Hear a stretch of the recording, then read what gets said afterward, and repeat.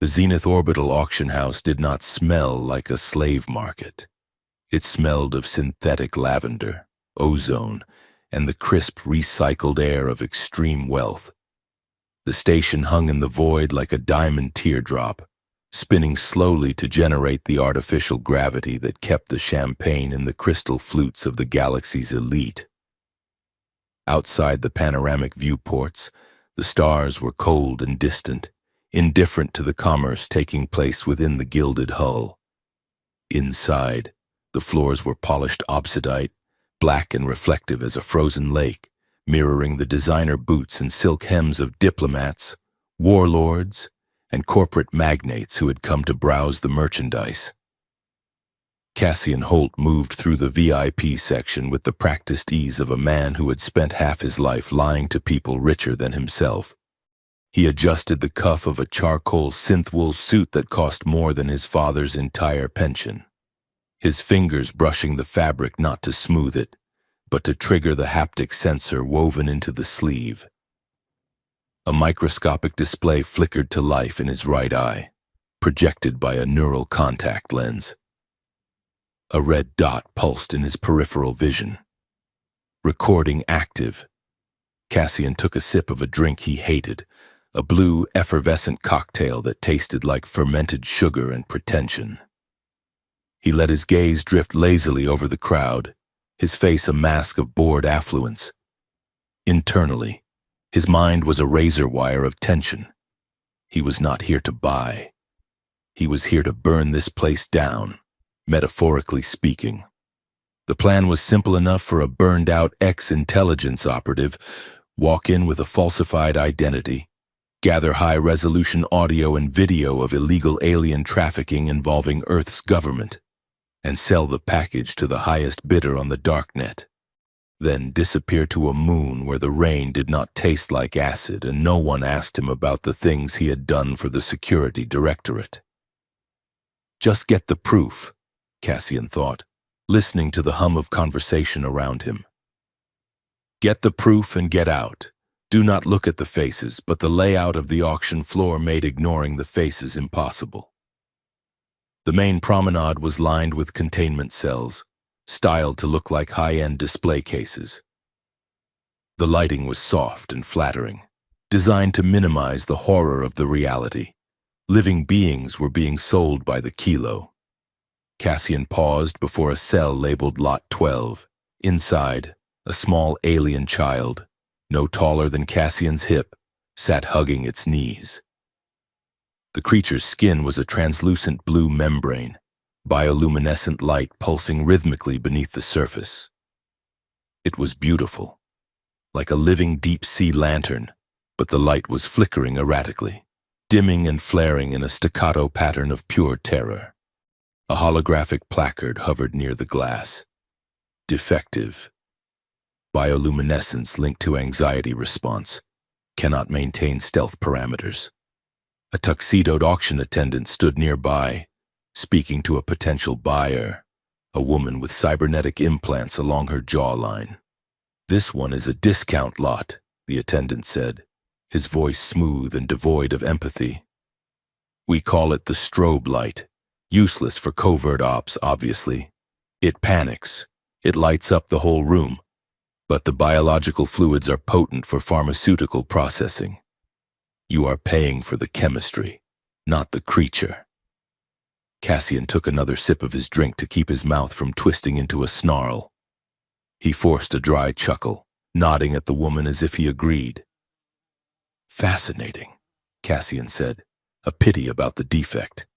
He moved on before his self-control cracked. The next cell contained a creature that filled the entire space, a hulking reptilian mountain of scales and muscle named Garo. He looked like he could punch a hole through the hull of the station. His claws were the length of combat knives, and his jaw was heavy with teeth designed to crush bone. Yet, the massive creature was sitting on the floor of the cell, carefully stacking small geometric blocks that had been provided for enrichment. Lot 23. Combat failure. Subject refuses lethal engagement protocols. Pacifist imprinting error.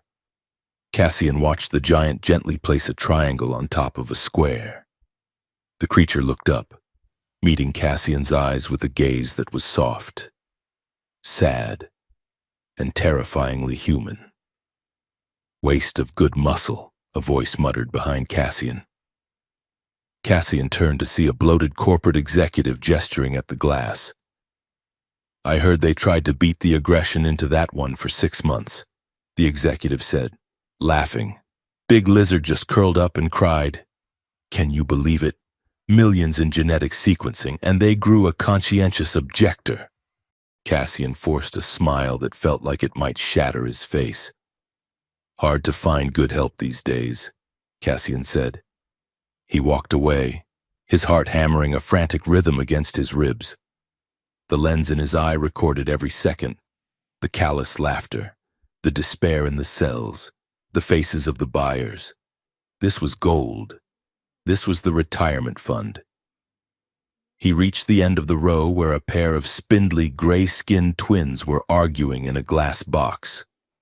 They were telepaths, labeled as a communication unit, but the description read defective, incomplete neural barrier.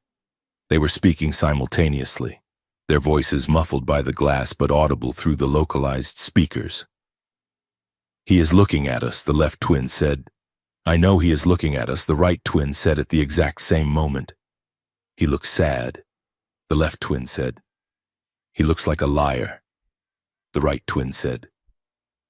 "Stop talking over me," they both said in unison, then glared at each other. It was almost comical, a vaudeville act of genetic failure, until Cassian noticed the thin tremors in their hands and the bruising around their neural ports. They were not a comedy act. They were broken equipment. Cassian turned away, finding a shadowed alcove near the VIP bar. He needed a moment. The air in here felt thin, despite the high-grade scrubbers. He leaned against a pillar, pretending to check a message on his data pad while he focused the audio pickup of his contact lens on a booth nearby. 2 men sat there in low conversation. One was a corporate suit, the same type as the man who had mocked the lizard. The other wore the dress whites of an Earth Alliance admiral, though he had removed his rank insignia for the evening. Cassian recognized the posture, the arrogance. He did not know the name, but he knew the type.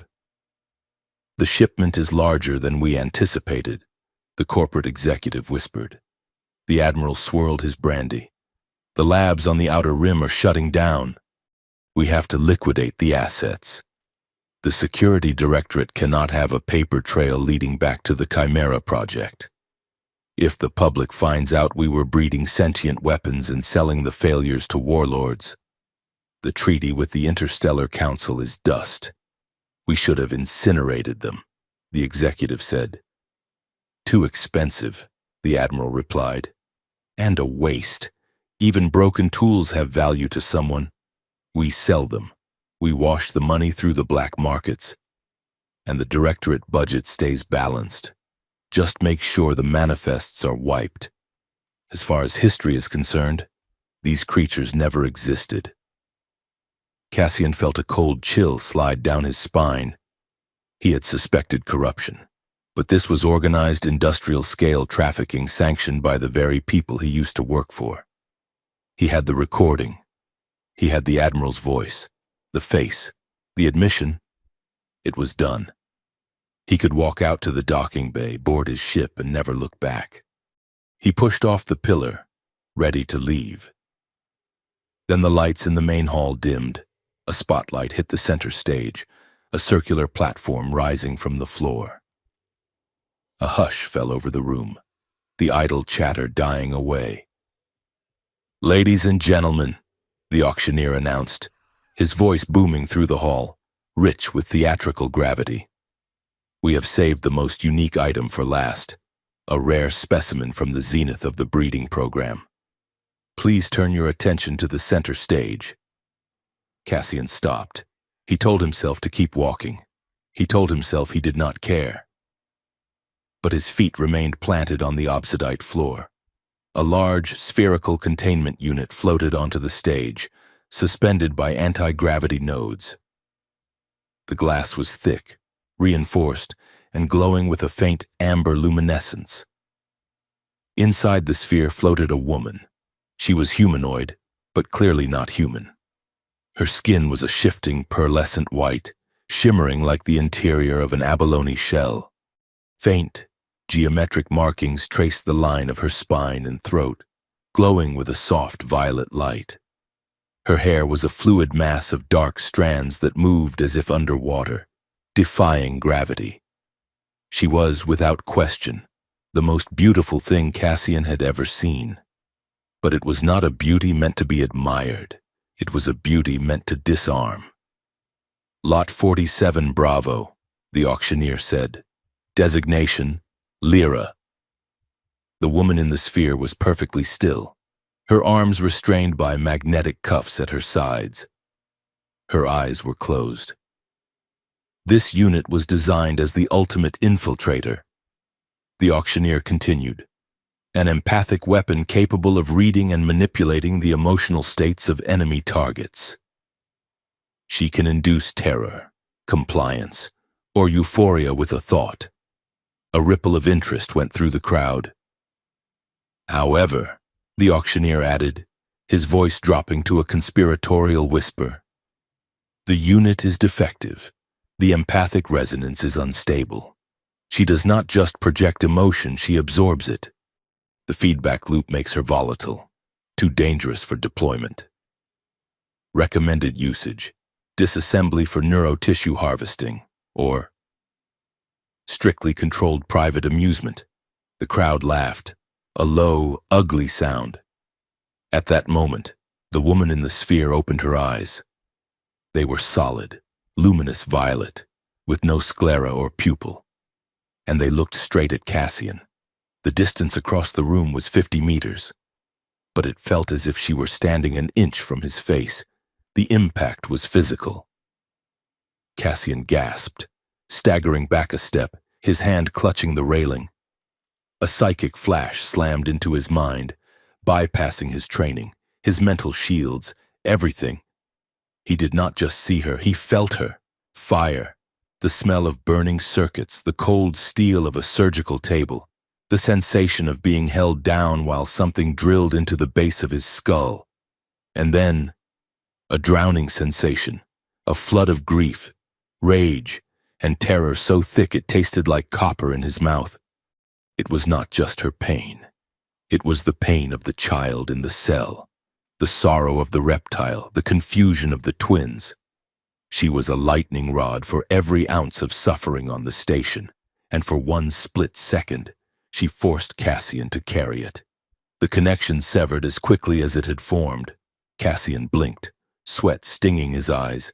He was shaking. He looked around, but no one else seemed to have felt it. They were staring at her like she was a painting. Security. Restrain the asset, the auctioneer barked. 2 guards stepped forward, raising shock prods to the glass. Lyra flinched, her eyes narrowing, but the violet light in them did not dim. She smirked. It was a faint, barely there curvature of her lips. But it was directed entirely at Cassian. She was testing him. Cassian stood frozen, his heart racing. He knew what she was. He had seen a file years ago, during his time in the Directorate, a file labeled Project Siren. It was supposed to be a myth, a black-budget ghost story about trying to weaponize empathy. The file had contained evidence of atrocities that had made Cassian vomit in a trash can and hand in his resignation the next day. He had thought the subjects were all dead. She is the proof, Cassian realized. The recording is just data. She is the breathing evidence. If they sell her, if they dissect her, the truth disappears forever. The bidding began. 5 million credits, a voice called out from the front row. 6 million, the Admiral countered, raising a hand. Cassian watched the numbers climbing on the holographic tote board. He looked at the exit. He could leave. He had the money to retire. He could buy a vineyard on Mars and drink until he forgot the feeling of her mind in his. 7 million, a masked buyer shouted. Cassian's handler, a nervous man named Jarek who was monitoring the feed from a comms van on a nearby asteroid, buzzed in Cassian's earpiece. Cassian, you have the footage. Get out of there. That is the security directorate bidding through a proxy. This is above your pay grade. Do not engage. Cassian looked at Lyra. She was not looking at the crowd. She was looking at the ceiling, her expression bored, detached, as if she were waiting for a bus rather than her own execution. But Cassian remembered the feeling of the fire. Above my pay grade, Cassian muttered. He tapped the interface on his wrist. Cassian, what are you doing? Jarek hissed in his ear. I am negotiating, Cassian said. He accessed the back door he had built into his fake identity's credit account. It was linked to a series of shell companies he had prepared for the blackmail payments. But the funds were currently empty. He did not have the money, but he had the access codes to the directorate's own black budget transfer nodes, stolen from the same file he had raided years ago. 8 million credits, the auctioneer called. Going once. Cassian's fingers flew across the holographic interface projected against his palm. He wasn't just bidding. He was hacking the auction house's central settlement system. He routed a command through 3 relay buoys, bouncing the signal off a pirate server in the outer rim and back into the Admiral's own encrypted accounts. He was going to buy them with their own money. 9 million, the Admiral said, looking smug. Cassian stepped forward from the shadows. He raised his hand. 50 million credits, Cassian said. The room went silent. The auctioneer blinked, his gavel hovering in midair. The Admiral turned in his seat, his eyes narrowing as he scanned Cassian. Excuse me, the auctioneer said. Did you say 50? 50 million, Cassian repeated, his voice steady, though his knees felt like water. For the lot? For the female? The auctioneer asked. No, Cassian said. He walked toward the stage, his hands shoved into his pockets to hide the trembling. For her. For the child. For the lizard. For the twins. For every single lot in this catalog that you have labeled defective. The crowd murmured. People stood up to get a better look at the madman. That is highly irregular, the auctioneer stammered. These lots are sold individually. The total value is less than 50 million. Cassian cut in. Check the transfer. It is already in escrow. Verified funds. Immediate settlement. He hit the execute key on his wrist. The large screen behind the stage flickered. The number 50 million flashed in gold, followed by the word verified. The Admiral stood up, his face flushing purple. This is an outrage. Who is this man? Block that transaction. Cassian turned to face the Admiral. He tapped his temple, signaling the recording lens. You might want to sit down. Admiral, Cassian said, pitching his voice so only the nearby tables could hear. Unless you want your face attached to this receipt on the public newsnet. The Admiral froze. He recognized the threat. He recognized the look in Cassian's eyes, the look of a man who had already pulled the pin on the grenade and was just waiting for the boom. The Admiral sat down slowly, his jaw clenched. The auctioneer looked at the screen, then at Cassian, then at the stunned crowd. He was a creature of commerce, and money was God. The money was there, sold, the auctioneer said, his voice cracking slightly. He slammed the gavel down. It sounded like a gunshot. Ladies and gentlemen, the auctioneer said, trying to recover his composure as the cameras zoomed in on his sweating face. In a truly unprecedented turn, the auction sold defective aliens. One human bought them all. The headline flashed across the news tickers hovering above the bar. The feed was live, across the galaxy. People in noodle bars, spaceports, and living rooms looked up to see the banner. One human bought them all. Chaos erupted and security teams began to push through the crowd. Corporate buyers were shouting into their communicators. The Admiral was whispering furiously to his aides, his eyes fixed on Cassian with lethal intent. Cassian stood alone in the center of the storm. He let out a breath he felt like he had been holding for 10 years. "Oh, you idiot," Jarek whispered in his ear. "You absolute suicidal idiot." "I know," Cassian murmured. The containment sphere lowered to the floor. The anti-gravity sled engaged, and the sphere began to float toward the loading dock exit, guided by the automated transfer protocols. As Lyra glided past him, the glass barrier between them seemed to vanish. She did not look grateful. She did not look relieved. She looked at him with a terrifying, predatory curiosity. Her voice slipped into his mind again, but this time it was not a scream of pain. It was cool, clear, and sharp as a scalpel. "You have just painted a target on every one of us," she whispered inside his skull. "And yourself. I hope you are not as weak as you look. Human." Cassian watched her pass. He adjusted his cuff, buttoned his jacket, and turned to face the angry security team sprinting toward him. "I hope so too," he said to the empty air. Cassian turned and began to walk, fast, toward the docking bay. Behind him, the station was waking up to the reality of what had just happened. He had just stolen the government's dirty laundry, paid for it with their own wallet, and broadcast the receipt to the galaxy. He had about 10 minutes before they stopped being confused and started shooting. Cassian broke into a run. The cargo bay of the Wayward Sun looked less like a spaceship hold and more like a refugee camp managed by a lunatic. The freighter was a mid-sized Corellian hauler, designed to carry inert tungsten blocks or crates of freeze-dried ration packs. Not 300 confused, terrified, and highly volatile sentient beings. Cassian Holt stood on the upper gantry, looking down at the absolute pandemonium he had just purchased.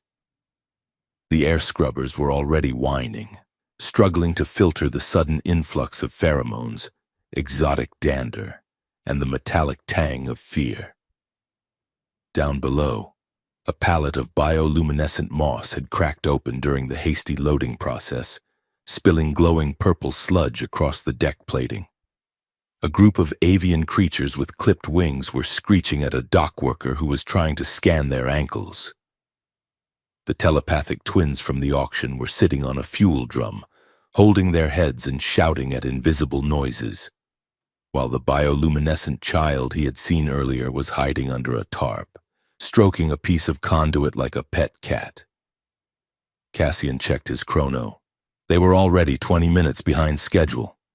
Every second they sat docked at the Zenith station was another second for the security directorate to realize that the 50 million credits he had transferred were actually their own black budget funds looped through a dozen shell accounts. "Hey!" Cassian shouted, his voice cracking over the din. "Stop trying to eat the hydraulic fluid. That is poisonous." The creature in question, a multi-limbed crustacean with eyes on stalks, looked up at him, burped a cloud of green vapor, and went back to licking the leaking pipe. Cassian rubbed his temples. He had been an intelligence operative. He had toppled regimes. He had assassinated warlords. He had never, in all his years, felt as completely out of his depth as he did right now.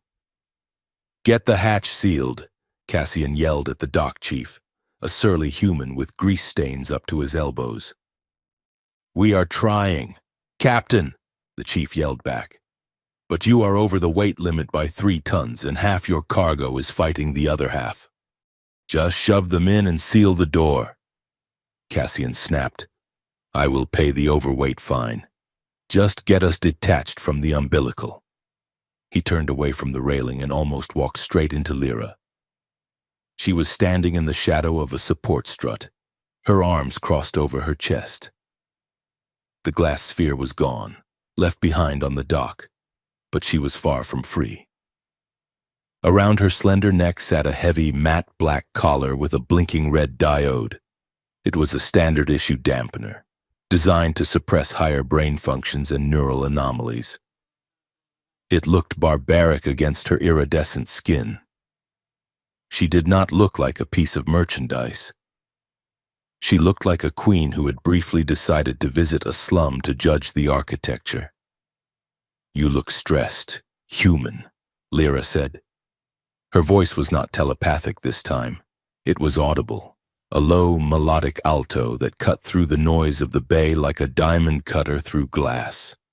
Cassian straightened his jacket, trying to salvage some shred of authority.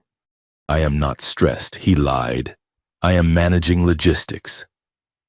"You are panic sweating," Lyra observed coolly. "I can smell the cortisol from here. It is quite pungent." Cassian narrowed his eyes. "You are welcome, by the way," he said, "for the rescue."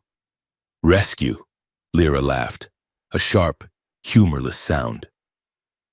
"Is that what you call it? You bought us. You stood on a stage and traded credits for lives. You are not a savior, Cassian Holt. You are just a hoarder with a credit limit.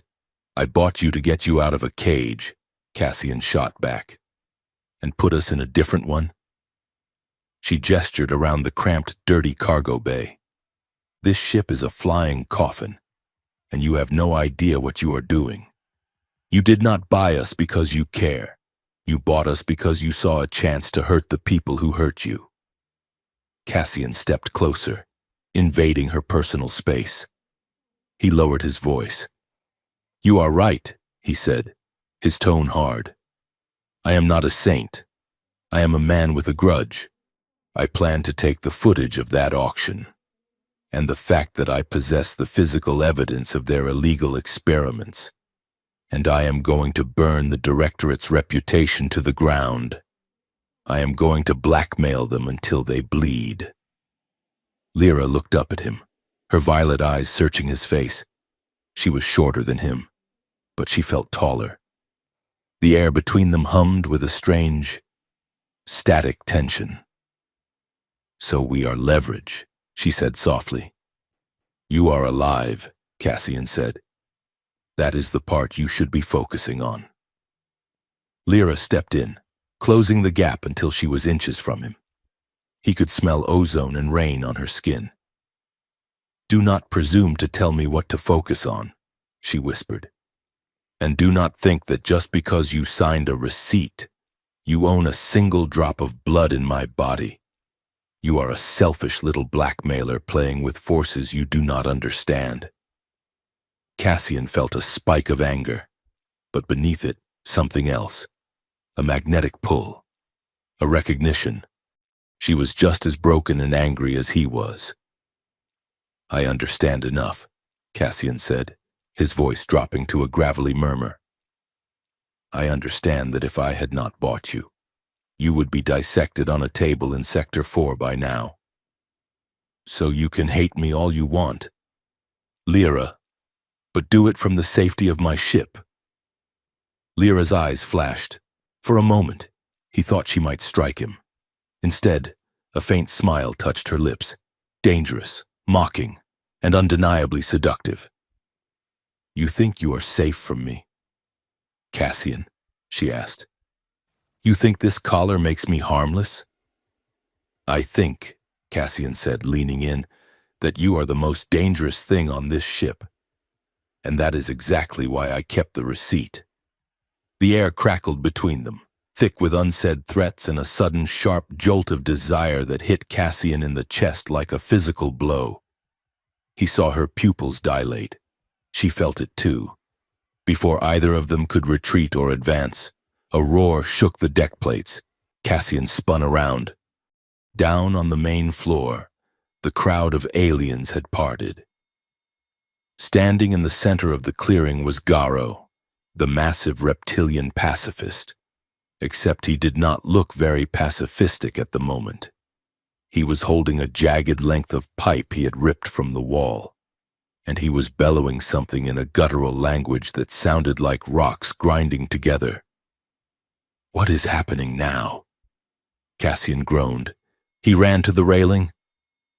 Garo was facing off against a pair of terrified human dock workers who were backing away with their hands up. Behind Garo, a dozen other aliens had armed themselves with whatever they could find: wrenches, crates, pieces of scrap metal. "Translator!" Cassian shouted, tapping his earpiece. "What is he saying?" The ship's automated translator crackled to life. "He says..." The translator drone buzzed. "He says that the meat storage is too small and they will not fit in the oven." Cassian blinked. "The oven?" He looked down.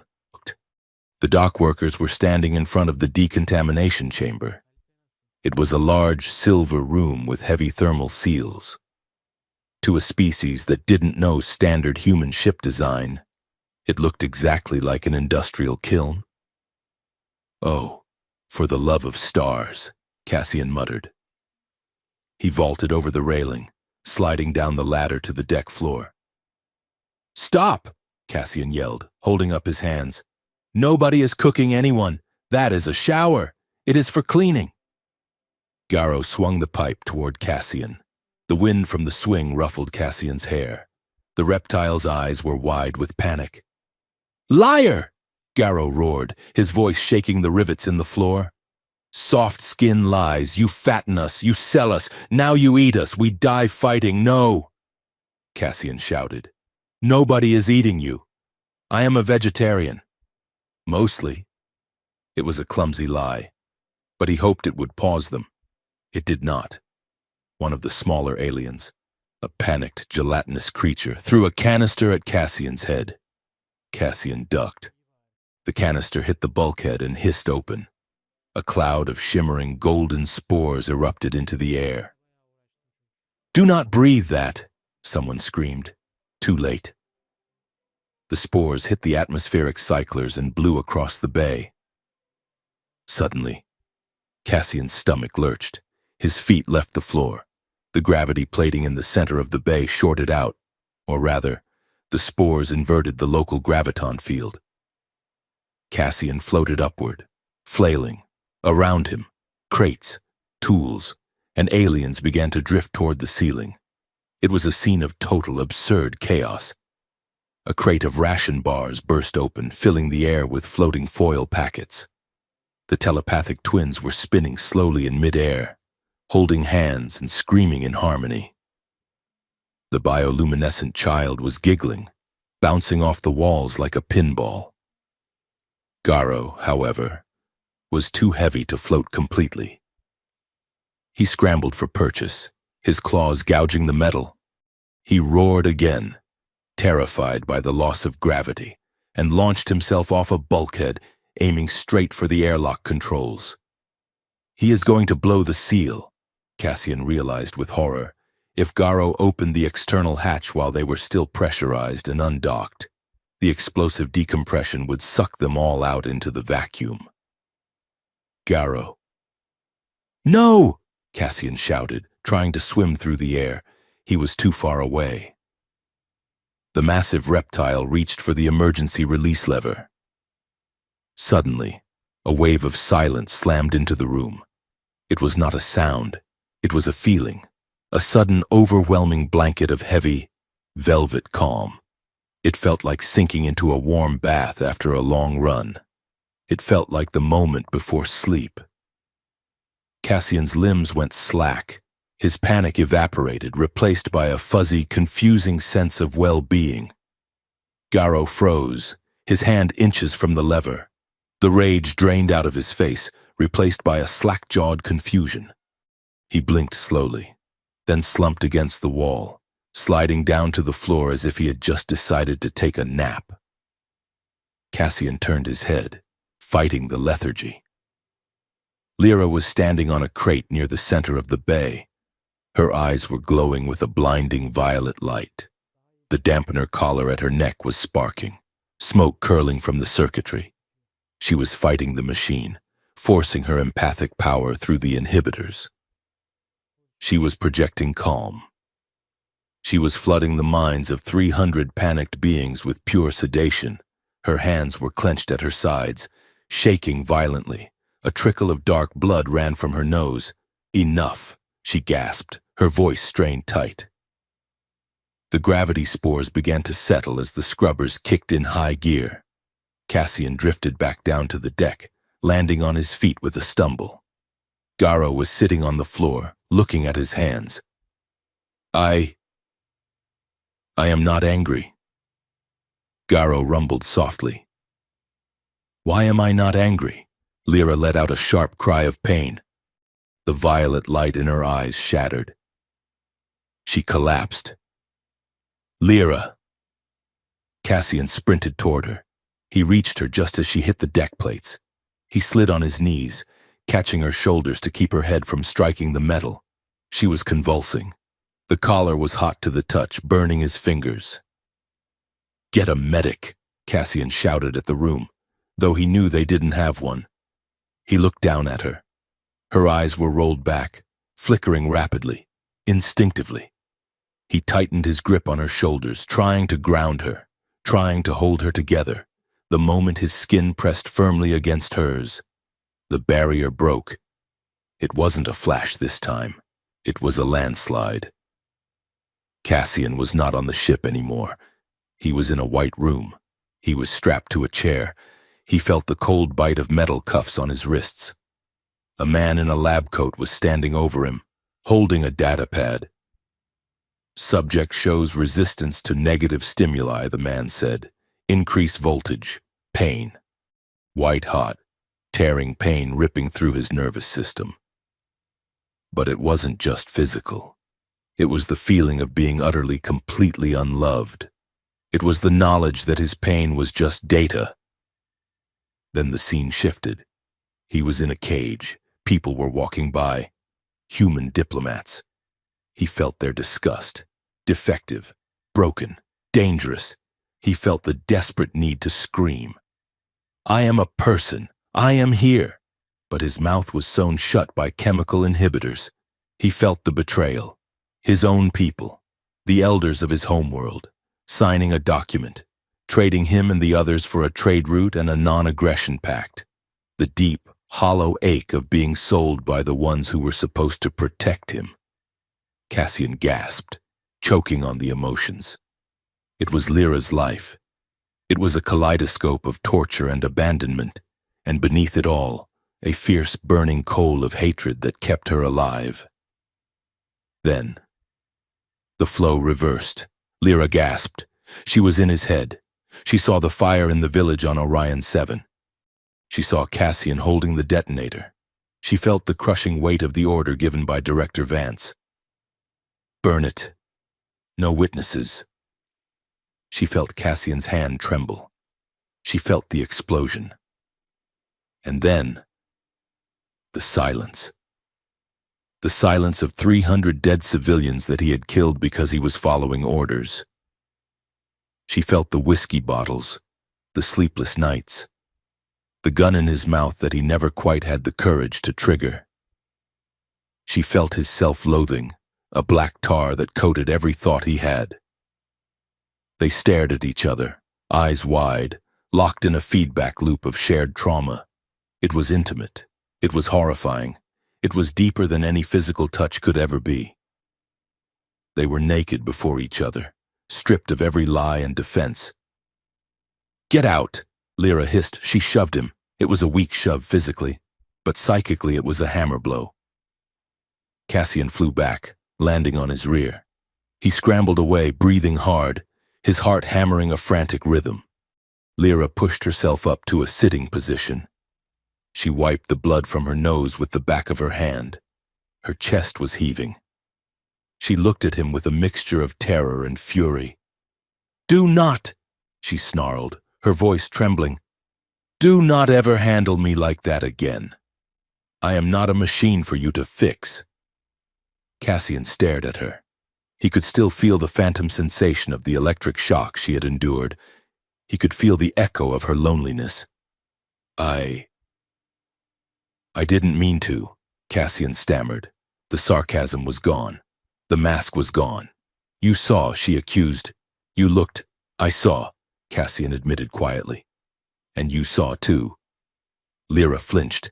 She looked away, wrapping her arms around herself as if she were cold. You are a murderer, she whispered, just like them. Yes, Cassian said. I am. He stood up slowly. He wanted to go to her. He wanted to apologize. He wanted to tell her that he understood why she hated the universe. But he knew she would kill him if he touched her again. So let's make sure, Cassian said, his voice hardening as he rebuilt his walls, that we don't add getting spaced by a reptilian pacifist to my list of crimes. He looked at Garo, who was weeping quietly in the corner, still under the influence of the residual calm. Someone get the lizard a blanket. Cassian ordered the room. And get these crates tied down. We are leaving. A siren blared throughout the ship, a harsh rhythmic whoop whoop whoop that signaled a station-wide alert. Cassian's comms unit screeched, "Attention freighter Wayward Son. This is station control. Your departure clearance has been revoked. We are initiating a mandatory compliance audit. Power down your engines and prepare to be boarded." Repeat, prepare to be boarded, Cassian swore. He looked at the viewport. Outside, the docking clamps were still locked on the hull. Red lights were flashing along the gantry. Compliance audit. Cassian spat. That is code for we are coming to take our property back and shoot the witnesses. He looked at Lyra. She was swaying, but she was on her feet. The hostility was still there, but the fear of the Directorate was stronger. Can you fight? Cassian asked. Lyra touched her collar. I am burned out, she said. If I use the push again, it might kill me. Then don't use the push, Cassian said.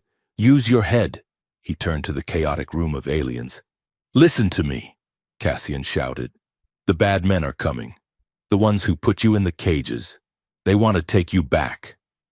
A ripple of fear went through the cargo bay. Even the children stopped crying. I need you to help me, Cassian said. I cannot fly this ship and fight them off at the same time. He pointed to the telepathic twins. You two, can you interface with the station's docking computer? The twins looked at each other. It is a very rude computer, the left twin said. It uses binary profanity. The right twin added, but we can scream at it until it gets a headache, they said together. Do it, Cassian ordered. Tell it the clamps are overheating. Tell it to release or explode.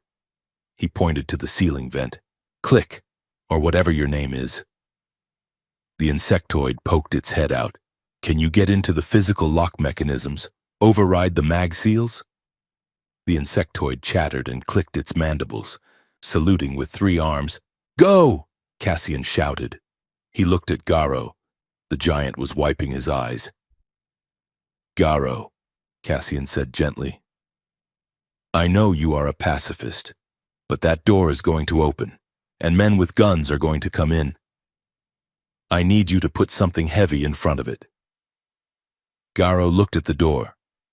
He looked at the heavy cargo sled loaded with tungsten blocks. Blocking is not fighting. Garo rumbled. Exactly, Cassian said. It is aggressive redecorating. Garo nodded solemnity. He stood up, grabbed the 2-ton sled and began to push it toward the airlock like it was a shopping cart. Cassian grabbed a pulse rifle from a hidden compartment near the pilot's ladder. He tossed a smaller stun pistol to Lyra. She caught it, looking at the weapon with distaste. I do not use guns, she said. Then throw it at them, Cassian said. Just keep them off the bridge. The airlock hissed. Sparks showered down as a plasma cutter sliced through the external seal. They are coming in, someone screamed. Cassian scrambled up the ladder to the cockpit. He strapped himself into the pilot's seat and slammed his hands onto the console. Engine start! Bypass safety protocols! The Wayward Son groaned. The reactor cycled up, vibrating the deck plates. Unauthorized ignition. The ship's computer warned. Docking clamps engaged. Twins! Now! Cassian yelled into the intercom. Down in the bay! The twins closed their eyes and shrieked a psychic pulse at the station's computer core. It wasn't elegant code. It was the mental equivalent of a toddler screaming in a library. The station's localized network crashed. The clamps released with a metallic thunk. Cassian slammed the throttle forward.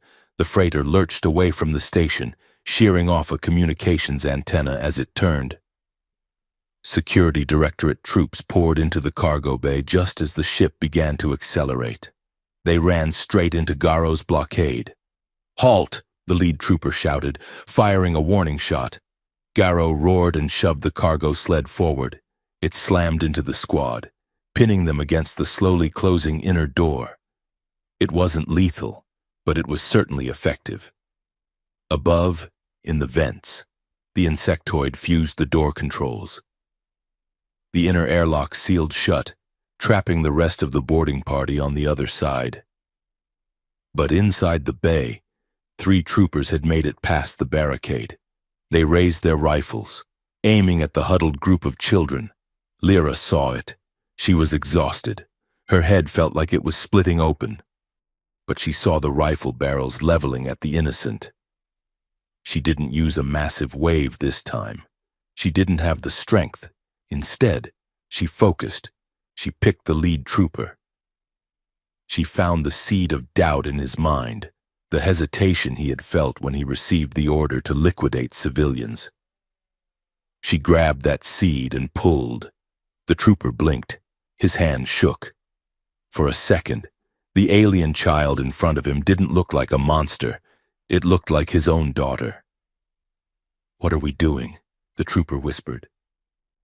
He lowered his weapon. The trooper behind him bumped into him.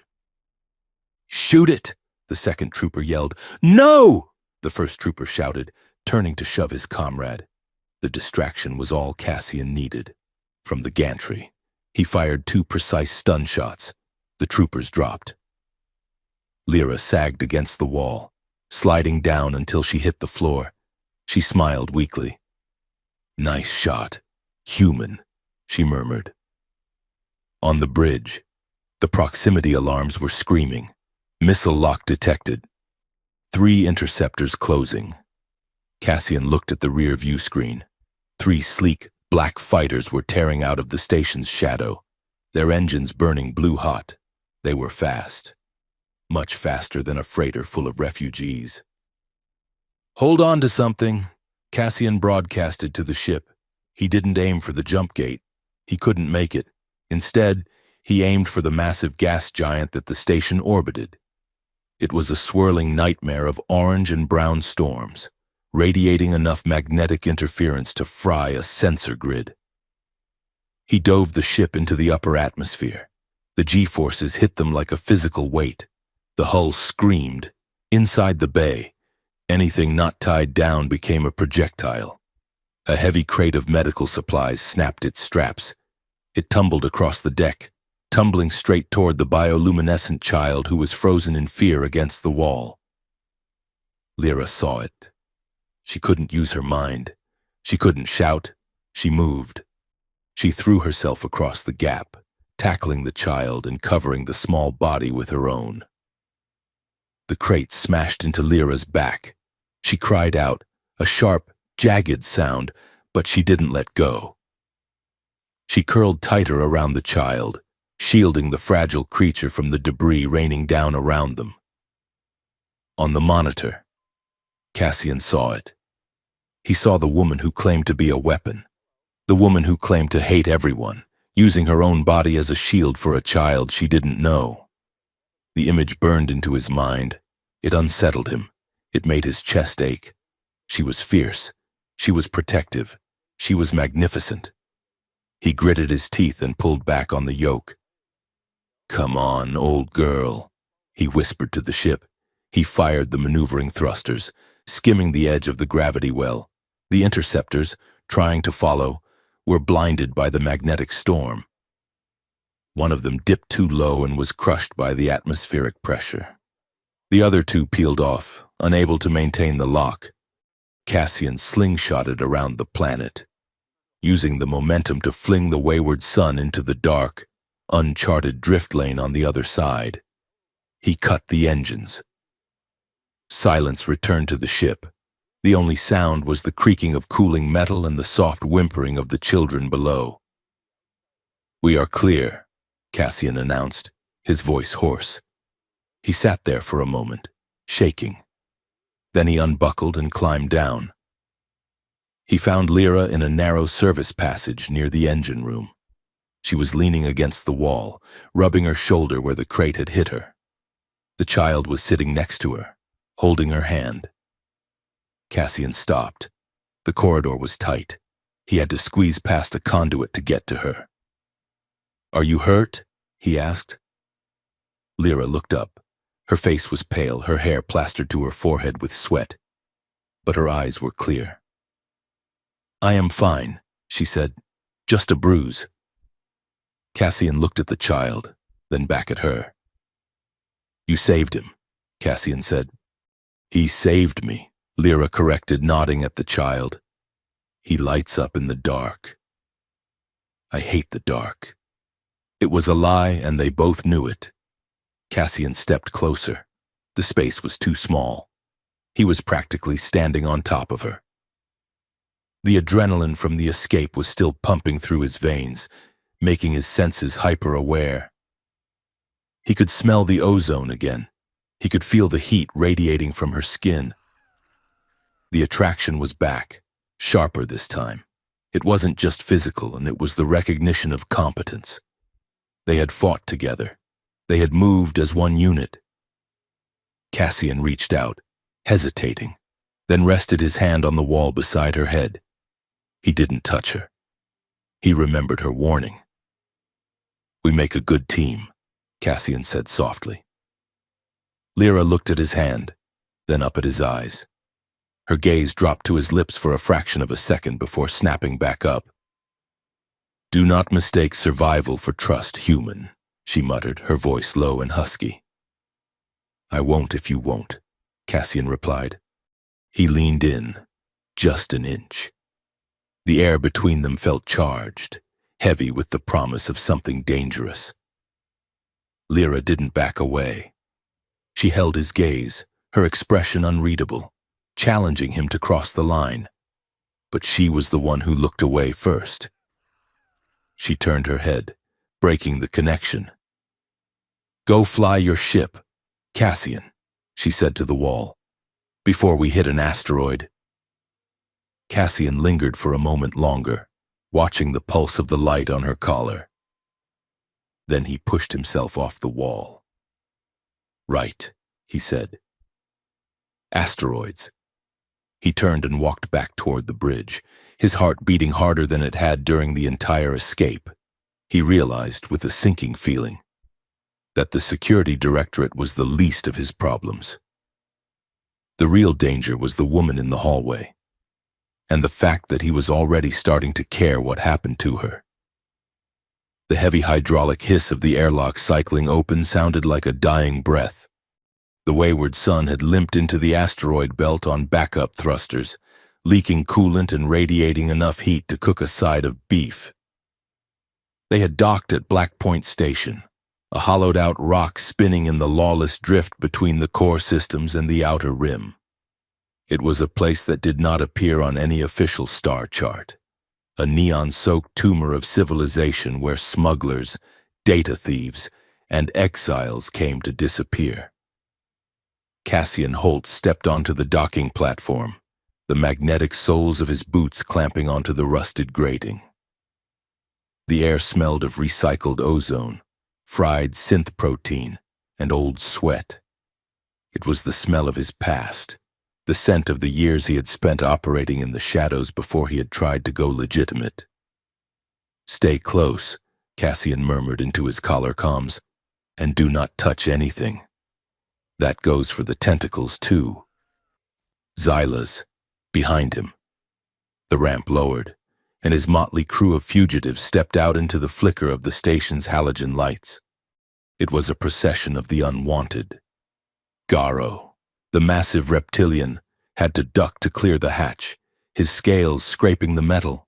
The telepathic twins, clutching each other's hands, looked around with wide, black eyes that reflected the garish advertisements projected onto the cavern walls.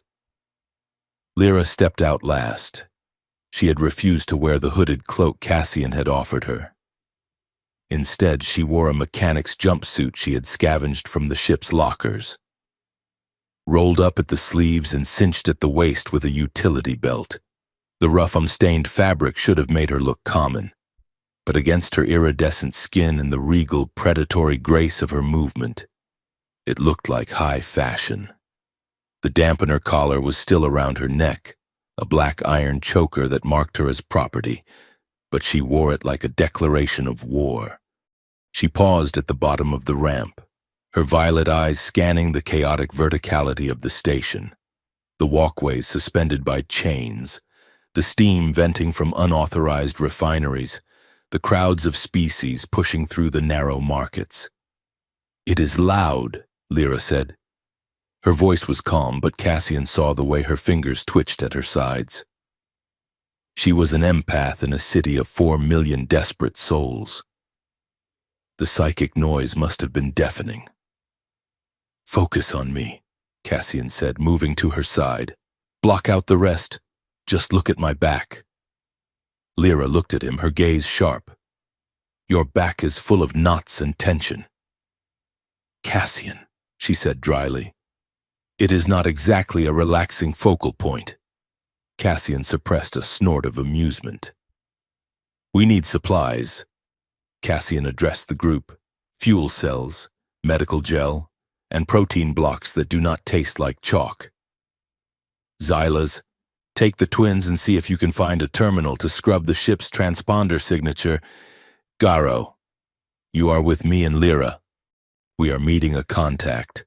Xylas, a cephalopod-like technician with 6 dexterous limbs and a sarcasm module installed in his translator, gave a fluid salute that looked more like a rude gesture. "Aye, Captain," Xylas burbled. "I will try not to hack the bank while I am at it." No promises. Cassian led Lyra and Garo through the crush of the market district. The bazaar was an assault on the senses.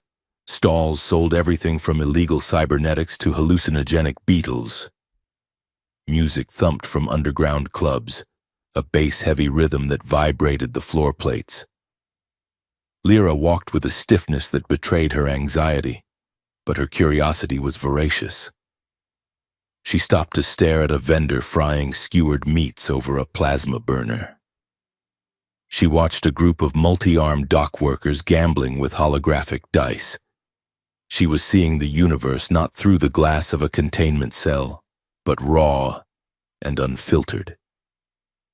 A vendor, a wizened creature with blue skin, thrust a steaming skewer toward her. "Spiced grub leg, pretty thing." 2 credits. Lyra stared at the food, then at the vendor. "Is the animal dead?" she asked seriously. "Or is it just resting?" The vendor blinked. "It is dead, sweetheart. Very dead." Lyra leaned in, her eyes narrowing. "Good," she said. "I prefer my food without regrets." She moved on, leaving the confused vendor holding the skewer. Cassian steered them toward a dive bar called the Rusty Anchor, located near the station's lower gravity levels. He spotted Mira sitting in a booth at the back, nursing a glass of amber liquid that looked radioactive. Mira was a woman who wore her scars on the outside. A jagged line of synth skin ran down her left cheek, a souvenir from a story that had gotten too close to the truth. She was the best data pirate in the sector, and the only person Cassian trusted not to sell him out for a pack of cigarettes. Cassian sat down opposite her. Garo stood guard, his massive bulk effectively blocking the view of the rest of the bar. Lyra slid into the booth next to Cassian, her eyes immediately locking onto Mira. "You look terrible." "Cassian," Mira said by way of greeting. "You look like you stole a government Corvette and crashed it into a garbage scow." Close, Cassian said. I bought a zoo. He slid a data chip across the table. This is it. Mira, the auction footage, the genetic profiles, the Admiral's authorization codes, everything. Mira covered the chip with her hand, but she did not pick it up. She looked at Lyra, then back at Cassian. I heard the news. Cassian, everyone heard. One human bought them all. It is a catchy headline. It is also a death sentence. The Directorate has put a bounty on your head that could buy this entire station. I know, Cassian said. That is why I need you to leak it, but not just a dump. I need a targeted strike. Send it to the opposition parties, the independent newsnets, the Outer Rim warlords who hate the Alliance. Make it impossible to bury. Mira picked up the chip, turning it over in her metal fingers. If I release this without a strategy, the Directorate will just spin it. They will say the footage is deep-faked. They will say you are a terrorist who kidnapped these creatures. They control the narrative. Cassian, you cannot fight an empire with a single news cycle. I am not trying to fight them, Cassian said, his voice low. I am trying to make them bleed enough to back off. Lyra spoke up for the first time. They will not back off. Mira looked at her. And who is this? The 50 million credit girl. Her name is Lyra, Cassian said sharply. Lyra leaned forward, the light from the table lamp illuminating the geometric markings on her neck. He thinks he can shame them into stopping. Lyra said to Mira, he thinks they have a conscience. But you know they do not. I can feel your fear. Data thief. You know what happens when you corner a predator. Mira held Lyra's gaze for a long moment, then looked back at Cassian with a raised eyebrow. She is intense. I like her. Mira pocketed the chip. I will decrypt the files. I will see what is buried in the metadata. But Cassian, you need to be ready. If this data is as bad as you say, they won't just send bounty hunters. They will send a fleet. Go, Cassian said. Do your magic. We will be at the ship. Mira downed her drink and vanished into the crowd. Cassian let out a breath and rubbed his face. He felt the exhaustion pulling at his bones. He turned to Lyra. Come on. Let's get the others and get out of here. They made their way back toward the docks, taking a shortcut through the industrial sector. The crowd here was rougher. Miners, heavy lifters, people who sold their muscles by the hour. As they passed a loading bay, a group of human workers were sitting on crates, drinking cheap synthetic beer. They went quiet as Cassian and Lyra walked by. Well, look at that, one of them drawled. It is the celebrity. The man, a burly foreman with grease-stained overalls, stood up and blocked their path. He looked Cassian up and down with a sneer, then turned his gaze to Lyra. His eyes lingered on the curve of her waist, the markings on her neck, the collar. That is the high-priced merchandise, isn't it? The man said, grinning at his friends. The defective empath. Hey, buddy, you paid 50 million for her? She does not look like much. Move, Cassian said, his voice flat. The foreman stepped closer, ignoring Cassian. He reached out a hand toward Lyra. I heard these defects are programmed to do whatever you want, the man said. Hey, sweetheart. How defective are you? Can you feel this? He reached for her chin. Cassian moved. It was not a conscious decision. It was a snap of pure, white-hot violence. Cassian caught the man's wrist in midair, twisted it with a sickening pop of cartilage, and slammed his other hand into the man's throat. The foreman gagged, his eyes bulging. Cassian drove him backward, slamming him into the metal wall of the corridor with enough force to dent the paneling. You do not touch her, Cassian snarled, his face inches from the man's. You do not look at her. You do not breathe the same air as her. The other workers jumped up, grabbing wrenches and pipes. "Hey, let him go!" Cassian reached for the pistol at his belt. His eyes wild. He was ready to kill them. He wanted to kill them. The rage that exploded in his chest was disproportionate, terrifying. It was years of guilt and helplessness finding a target. Cassian. The voice was ice water. Lyra stepped between Cassian and the workers. She did not look at the men with weapons. She looked at Cassian. She placed a hand on his chest, right over his heart. "Let him go," she said. Cassian was breathing hard, his teeth bared. "He touched you," Cassian hissed. "He is nothing." Lyra said, "Look at him." Cassian looked. The foreman was terrified, clutching his broken wrist, gasping for air. He wasn't a threat. He was just a bully in a dirty jumpsuit. Lyra turned her head slowly to face the group of workers. She did not raise her voice. She did not posture. She simply let the dampener collar spark as she pushed a single, concentrated thought into the air around them. Unworthy. It hit the men like a physical weight, the feeling of absolute, crushing insignificance, the knowledge that they were small, petty, and pathetic.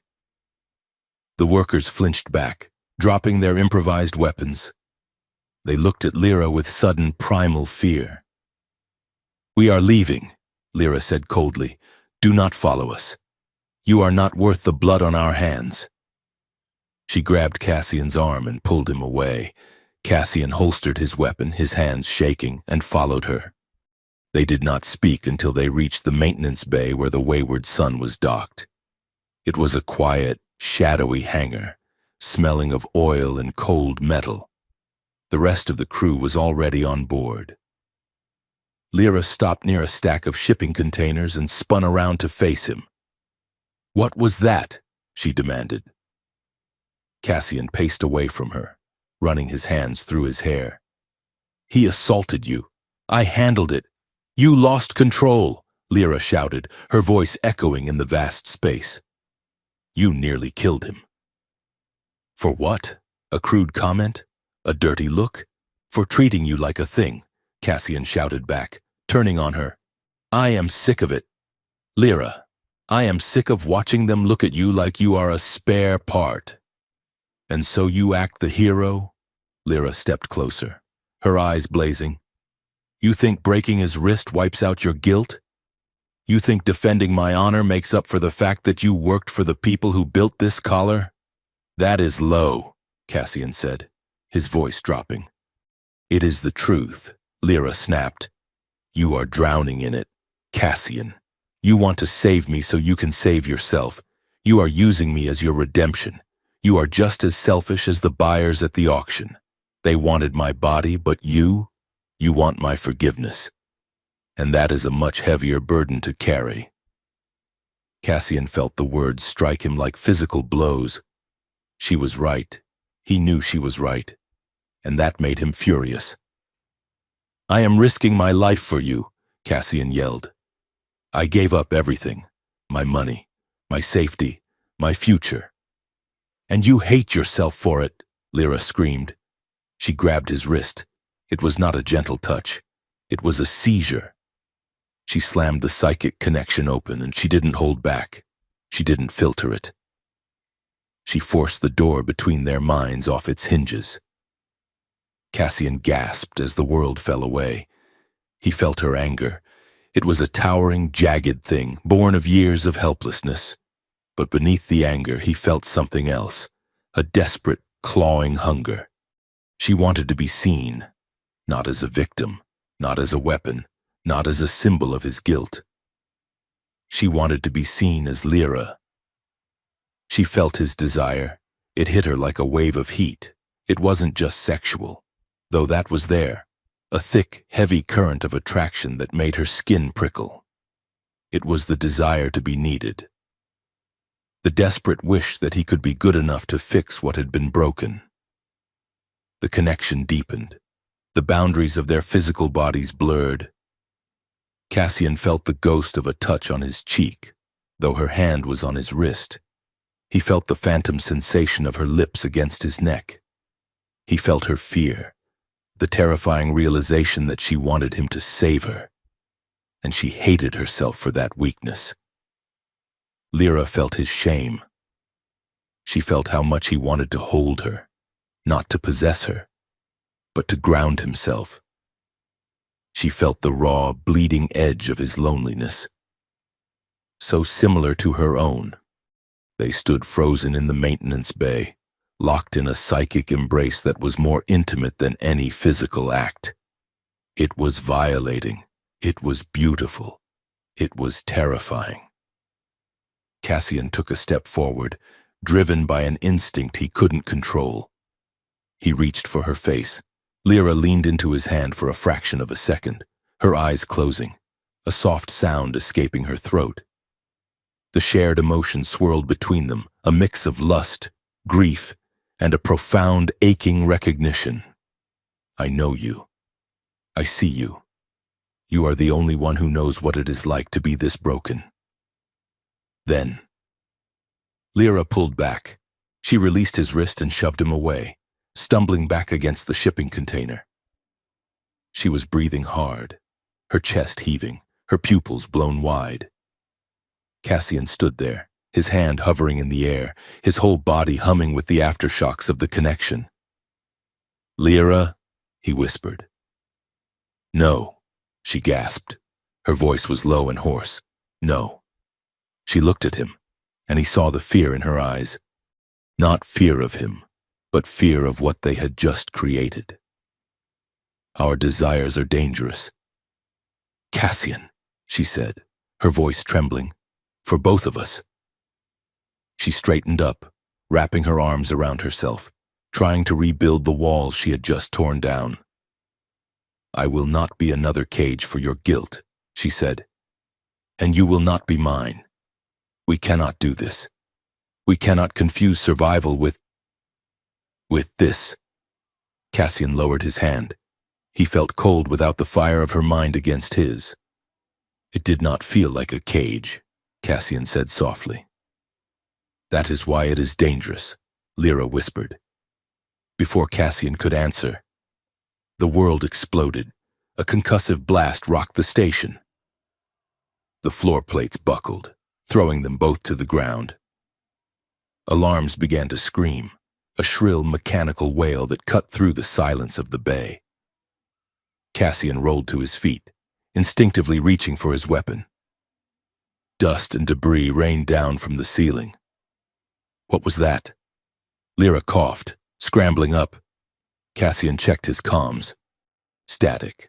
Explosion near the main airlock, he said. That was not an accident. That was a breach charge. The hangar doors at the far end of the bay hissed open. Through the smoke, silhouettes emerged, figures in sleek, matte black armor. They moved with military precision, their weapons raised. Security Directorate, Cassian realized. They tracked the transaction code. They found us. Move, Cassian shouted, grabbing Lyra's hand. Get to the ship. Laser fire erupted, sizzling through the air and scorching the metal crates around them. Cassian returned fire, the pulse blasts echoing loudly in the enclosed space. They sprinted toward the wayward sun. The ramp was still down. Garo, Cassian yelled into his comms. We are under attack. Get the civilians to the mess hall. Seal the cockpit. He and Lyra hit the ramp running. Inside, the ship was in chaos. The explosion had knocked out the main power, leaving the corridors bathed in emergency red lighting. Garo was already at the top of the ramp, holding a massive Durasteel plate he had ripped from the wall. He slammed it down as a makeshift shield, sparks flying as enemy fire pinged off it. Get behind me, Garo roared. The telepathic twins were huddled by the comm station. They are loud, the left twin screamed, clutching his head. Their minds are like static, the right twin cried. They are not thinking. They are just following orders. Xylus dropped from a ceiling vent, landing on the console with a wet thud. I am into the station grid, the hacker shouted, his tentacles flying across the interface. I can override the automated defenses. Do it, Cassian ordered. Turn the station's guns on them. I cannot shoot them, Xylas yelled back. The protocols are locked, but I can make the floor very unhappy. Xylas punched a key. Outside on the dock, the gravity plating underneath the advancing Directorate squad suddenly surged to 5 times the standard pull. The soldiers crumpled, pinned to the floor by their own weight. Cassian reached the cockpit and threw himself into the pilot's seat. Mira! Cassian shouted into the radio. Mira, are you there? The channel crackled. Cassian! Mira's voice was frantic. They are everywhere. They locked down the sector. Get out of there. We are not leaving without you. Cassian yelled. Too late. I am pinned down in the lower levels. Go! The ship shuddered as a heavy weapon round impacted the hull. Shields down to 40%, Lyra shouted from the co-pilot seat. She was reading the displays, her hands moving instinctively over the controls. Cassian gritted his teeth. He couldn't leave Mira. But if he stayed, Lyra and the others were dead. Then the airlock cycled. Mira stumbled onto the bridge, bleeding from a cut on her forehead, clutching a data drive. She had come through the maintenance hatch. I lied. Mira panted, collapsing into a chair. I am here. Go! Cassian punched the thrusters. The wayward sun tore free from the docking clamp, ripping a chunk of the station wall with it. They blasted out of the hangar bay, spinning through the debris field of the explosion. 2 Directorate interceptors were waiting in the void. Xylas! Cassian shouted. Give me something. I am overloading their targeting sensors with pictures of naked crustaceans. Xylas yelled. It is very distracting. The interceptors hesitated, their flight paths wavering. It was the second they needed. Cassian slammed the hyperdrive lever forward. The stars elongated into streaks of light. The ship lurched, groaned, and vanished into the safety of hyperspace. Silence returned to the bridge, broken only by the heavy breathing of the crew. Cassian slumped back in his seat. He looked at Lyra. She was staring at the view screen, her face pale, her hands gripping the armrests so hard her knuckles were white. We made it, Cassian said, his voice hollow. Mira sat up, wiping the blood from her face. She looked grim. We made it, she said. But you need to see what I found in the files. Cassian turned his chair. What is it? Mira plugged the drive into the central console. A holographic projection flickered to life in the center of the bridge. It was a document, redacted and stamped with the highest clearance level of the Security Directorate. Operation Clean Slate. Mira read. She looked at the gathered aliens, Garo, the twins, Lyra. The auction was just the liquidation of the inventory, Mira said quietly. But the program is being terminated. They are scrubbing the database. What does that mean? Lyra asked, her voice steady. It means, Mira said, looking her in the eye, that anyone with a genetic marker from the Chimera project is scheduled for termination. Not just the ones they sold, all of them. The ones in the labs, the ones in sleeper cells, the ones hiding on border worlds. They are initiating a galaxy-wide purge. The room went deadly silent. When? Cassian asked. 3 weeks, Mira said. They are calling it a security upgrade. A signal will be sent to the neural implants of every subject. It will trigger a massive cerebral hemorrhage. It is a kill switch. Cassian. They are going to wipe out thousands of lives with a single button press. Lyra stood up. The hologram cast a blue light across her face, making her look like a ghost. Thousands, she whispered. She looked at the twins. She looked at the bioluminescent child who had wandered onto the bridge, clutching a stuffed toy. They are going to kill us all, Lyra said, even if we run, even if we hide on a moon at the edge of the universe. The kill switch is in our heads. Cassian felt a cold pit open in his stomach. He had thought he was saving them. He had thought getting them off the station was the victory. "We have to get the markers out," Cassian said desperately. "We can find a surgeon, and we can—" "There is no time." Lyra cut him off. "Not for everyone. Not for the ones we left behind." She turned to face the view screen, looking out at the swirling vortex of hyperspace. "We cannot hide," Lyra said. Her voice was no longer fearful. It was hard. It was the voice of the weapon they had designed her to be. "If we run, we die. If we stay, we die." She turned back to Cassian. "We have to break the hand that holds the button," she said. "We have to destroy the Directorate's control. We have to expose them, not just a leak, Cassian. We have to burn the entire system down." Cassian looked at her. He saw the fire in her eyes. He saw the leader emerging from the trauma.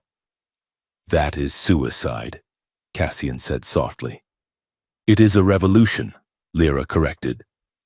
She stepped closer to him. The memory of their intimate moment in the maintenance bay hung between them, heavy and unresolved. But now, it was fuel. "You promised you weren't weak. Human," Lyra said. "Are you ready to prove it?" Cassian looked at the crew. He looked at Mira, who was nodding slowly. He looked at Lyra. He realized there was no going back to the vineyard on Mars. There was no retirement. He stood up. "We will need a bigger gun," Cassian said. Lyra smiled. It wasn't a nice smile. It was a terrifying smile. "I know," she said.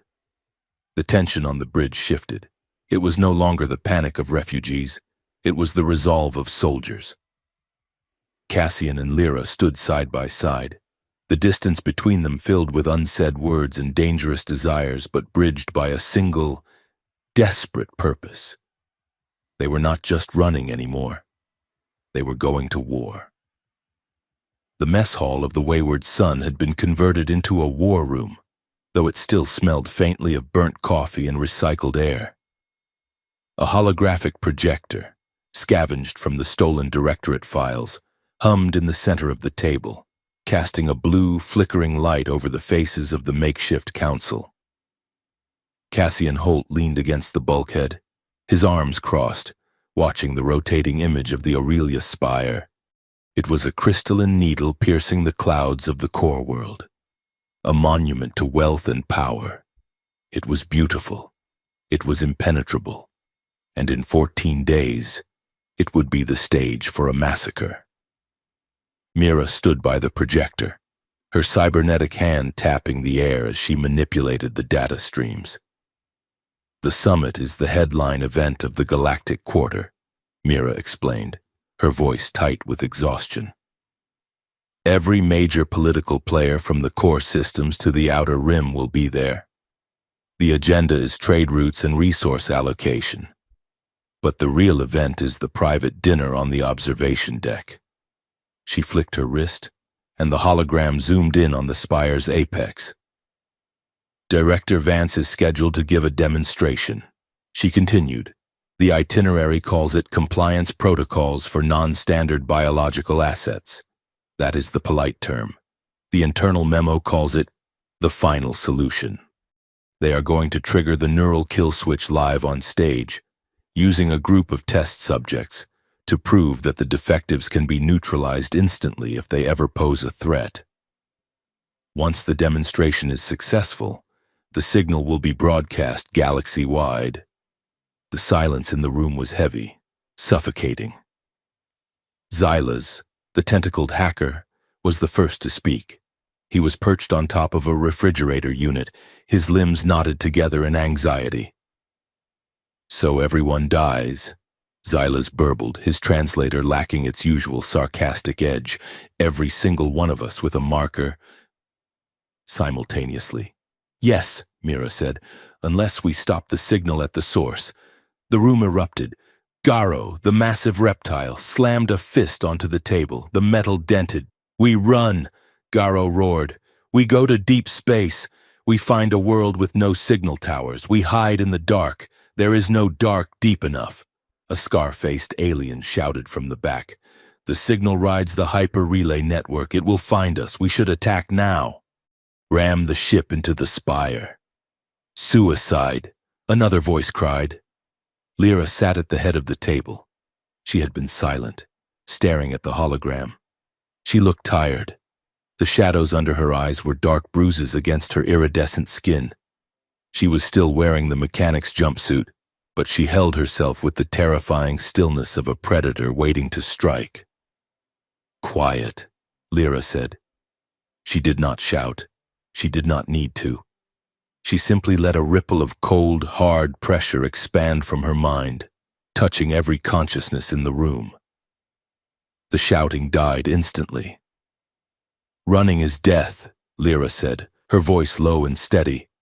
Attacking blindly is death. The only way we survive is if the galaxy sees us, really sees us. Not as monsters, not as merchandise, but as people. She stood up, walking through the hologram of the spire. The blue light washed over her face. Vance wants to show them that we are dangerous tools that need to be destroyed, she said. So we are going to go there. We are going to walk right into his trap, and we are going to take the microphone out of his hand. You want to infiltrate the most secure building in the sector? Cassian asked, pushing off the wall. We are a freighter full of refugees. Lyra, we are not a strike team. We are exactly what they expect us to be, Lyra countered, turning to face him. That is our advantage. They expect broken things. They expect merchandise. So we will give them merchandise. She looked around the room. Cassian will bring us in.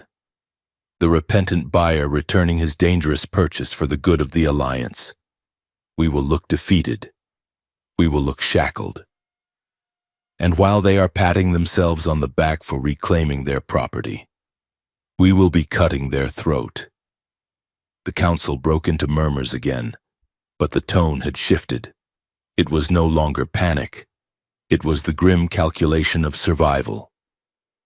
As the meeting dispersed, Cassian signaled for Lyra to follow him. He needed air, or at least, the illusion of it. He led her to the small observation blister on the upper deck. It was a bubble of reinforced glass protruding from the hull, offering a view of the swirling hyperspace tunnel outside. It was quiet here, away from the fear and the noise. Cassian stood looking out at the streaks of starlight.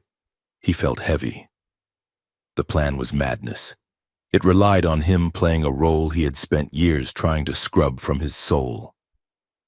You do not think we can do it, Lyra said. She was standing behind him. He could feel her presence like a static charge on the back of his neck. I think we can get in, Cassian said without turning around. My credentials still have some weight in the back channels. Vance will want the victory lap.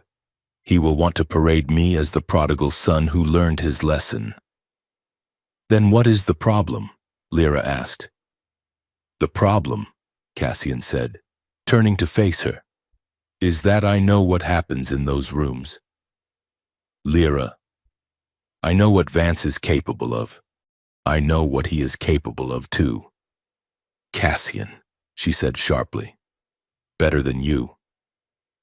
No, Cassian said. You know what it feels like to be the victim. You do not know what it feels like to be the one holding the remote. He took a step toward her. The confession had been clawing at his throat for days, ever since she had touched his mind in the cargo bay. He needed her to know. If they were going to die in Aurelia, he could not die with this lie between them. 8 years ago, Cassian said, his voice rough. I was a section chief for Directorate Intelligence. We received intel about a cell of alien insurgents on the moon of Kalen. The report said they were stockpiling biological weapons to attack an orbital colony. The data was impeccable. DNA markers, shipment manifestos, communication intercepts. Lyra went very still, her eyes locked onto his. I led the strike team, Cassian continued. We went in at night. We breached the compound. The orders were neutralization. No prisoners. We moved room to room. We were efficient. We were deadly. He swallowed hard. The memory was not just a picture in his head. It was a physical sickness in his gut. When the smoke cleared, I checked the bodies, Cassian whispered. There were no weapons. There were no stockpiles. It was a refugee sanctuary. Families, children. The data had been fabricated. It was a field test for a new algorithmic threat generation program. The same program that created the profile that labeled you defective. Cassian looked at his hands. I killed 34 people that night. Lyra, because a screen told me they were monsters. That is why I left. That is why I drink. And that is why I cannot stand the idea of walking you back into that room and handing you over to those butchers. He waited for her anger. He waited for her to recoil. He waited for the judgment that he deserved. Lyra did not move. Her face was a mask of shock, her violet eyes wide. She reached out. She did not touch him with her hands. She touched him with her mind. It was not a gentle probe. It was a plunge. She dove into the memory he had just described. She felt the kick of the rifle against his shoulder. She smelled the ozone and the burning fabric. She felt the crushing, suffocating horror of turning over a body and seeing a toy in its hand. She felt his self-loathing. It was a black, oily ocean that he had been treading water in for 8 years. Lyra gasped, stumbling back as if she had been struck. The connection snapped. You, she breathed. You are a monster, she said. The words hung in the air, sharp and brutal. Cassian nodded slowly. I know, he said. Lyra shook her head, her hands trembling. You killed them, she said. You pulled the trigger. You cannot wash that off, Cassian. You cannot drink it away, and you cannot use me to fix it. I am not trying to fix it, Cassian said. I am trying to stop it from happening again. Lyra looked at him. Her eyes were wet, burning with a mixture of fury and something else, something painful and confused. Most humans, she said, her voice shaking, would have buried that memory. They would have called it collateral damage. They would have accepted the medal and slept soundly. She took a step closer to him. But you are bleeding, Cassian. You have been bleeding for 8 years. I can feel it. It is so loud I can barely hear your voice over the sound of your guilt. She reached out and grabbed the lapels of his jacket, yanking him down so their faces were inches apart. You do not get redemption just because you feel bad, she hissed. The dead on Kalen do not care about your tears. I know, Cassian whispered. But, Lyra said, her voice dropping to a fierce whisper, the fact that you feel it, the fact that it is killing you. That is what makes you different from Vance. That is why I am standing here and not snapping your neck. She stared into his eyes, searching for the bottom of his pain. I hate you for what you did, she said. But I am drawn to you because you are the only human I have met who is not hollow. You feel everything. It is terrifying. It is worse when you are near me, Cassian confessed, his voice barely audible.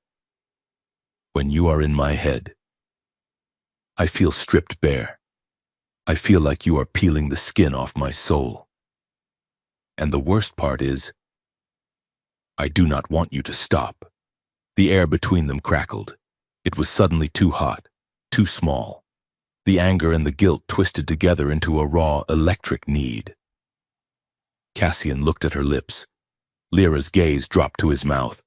They leaned in. It was not a choice. It was gravity. The distance closed. Their breath mingled. Captain! The intercom shrieked. Xylus's voice was distorted and loud. Captain!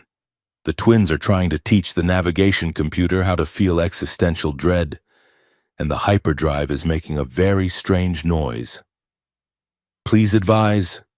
Cassian and Lyra jerked apart as if they had been electrocuted. Lyra spun toward the window, her hands flying to her hair. Cassian stumbled back, hitting his elbow on the doorframe. I have to go, Cassian stammered. The computer. Dread. He fumbled for the door release. Cassian, Lyra said, not turning around. He froze. Yes? Don't die on me, she said softly. I still haven't decided if I am going to kill you myself. Cassian managed a weak, lopsided smile. I will put you on the schedule, he said. He fled the observation deck, his heart hammering against his ribs like a trapped bird. The next 3 days were a blur of frantic preparation. The wayward sun became a theater workshop for the damned in the cargo bay. Cassian watched as Lyra and the others practiced their roles. It was a grotesque pantomime. Garo, who Cassian had learned was a philosopher and a poet in his native tongue, sat on the floor, drooling slightly, staring blankly at nothing. He had to learn to suppress his intelligence, to look like the combat failure the manifest described. Lower your head, Garo, Lyra instructed gently. Do not make eye contact. You are a beast of burden. You do not think. You just obey. Garo let out a low, mournful rumble, his shoulders slumping. It broke Cassian's heart to watch it. The twins were practicing silence, for a telepathic species that communicated in a constant stream of consciousness. Silence was physical pain. They sat back to back, shivering, sweat beading on their gray skin as they erected mental walls to dampen their output. And then there was Lyra. Xylus had constructed a new collar. It looked exactly like the heavy suppression unit she had worn at the auction. But the internals were gutted. Inside the casing was a high-frequency transmitter and a micro-splicer capable of hijacking a planetary broadcast node. Cassian stood with the collar in his hands. It felt heavy. Cold. Turn around, he said. Lyra turned her back to him, lifting her heavy dark hair to expose her neck. The geometric markings glowed faintly. Cassian hesitated. He remembered the scars he had seen on her skin. He remembered the feeling of the electric shocks. I can't do this, he muttered. Do it, Lyra commanded. It feels like putting chains back on you. It is a costume. Cassian, snap the lock. Cassian gritted his teeth and placed the metal around her throat. He clicked the latch shut. The sound was a sharp snap that echoed in the bay.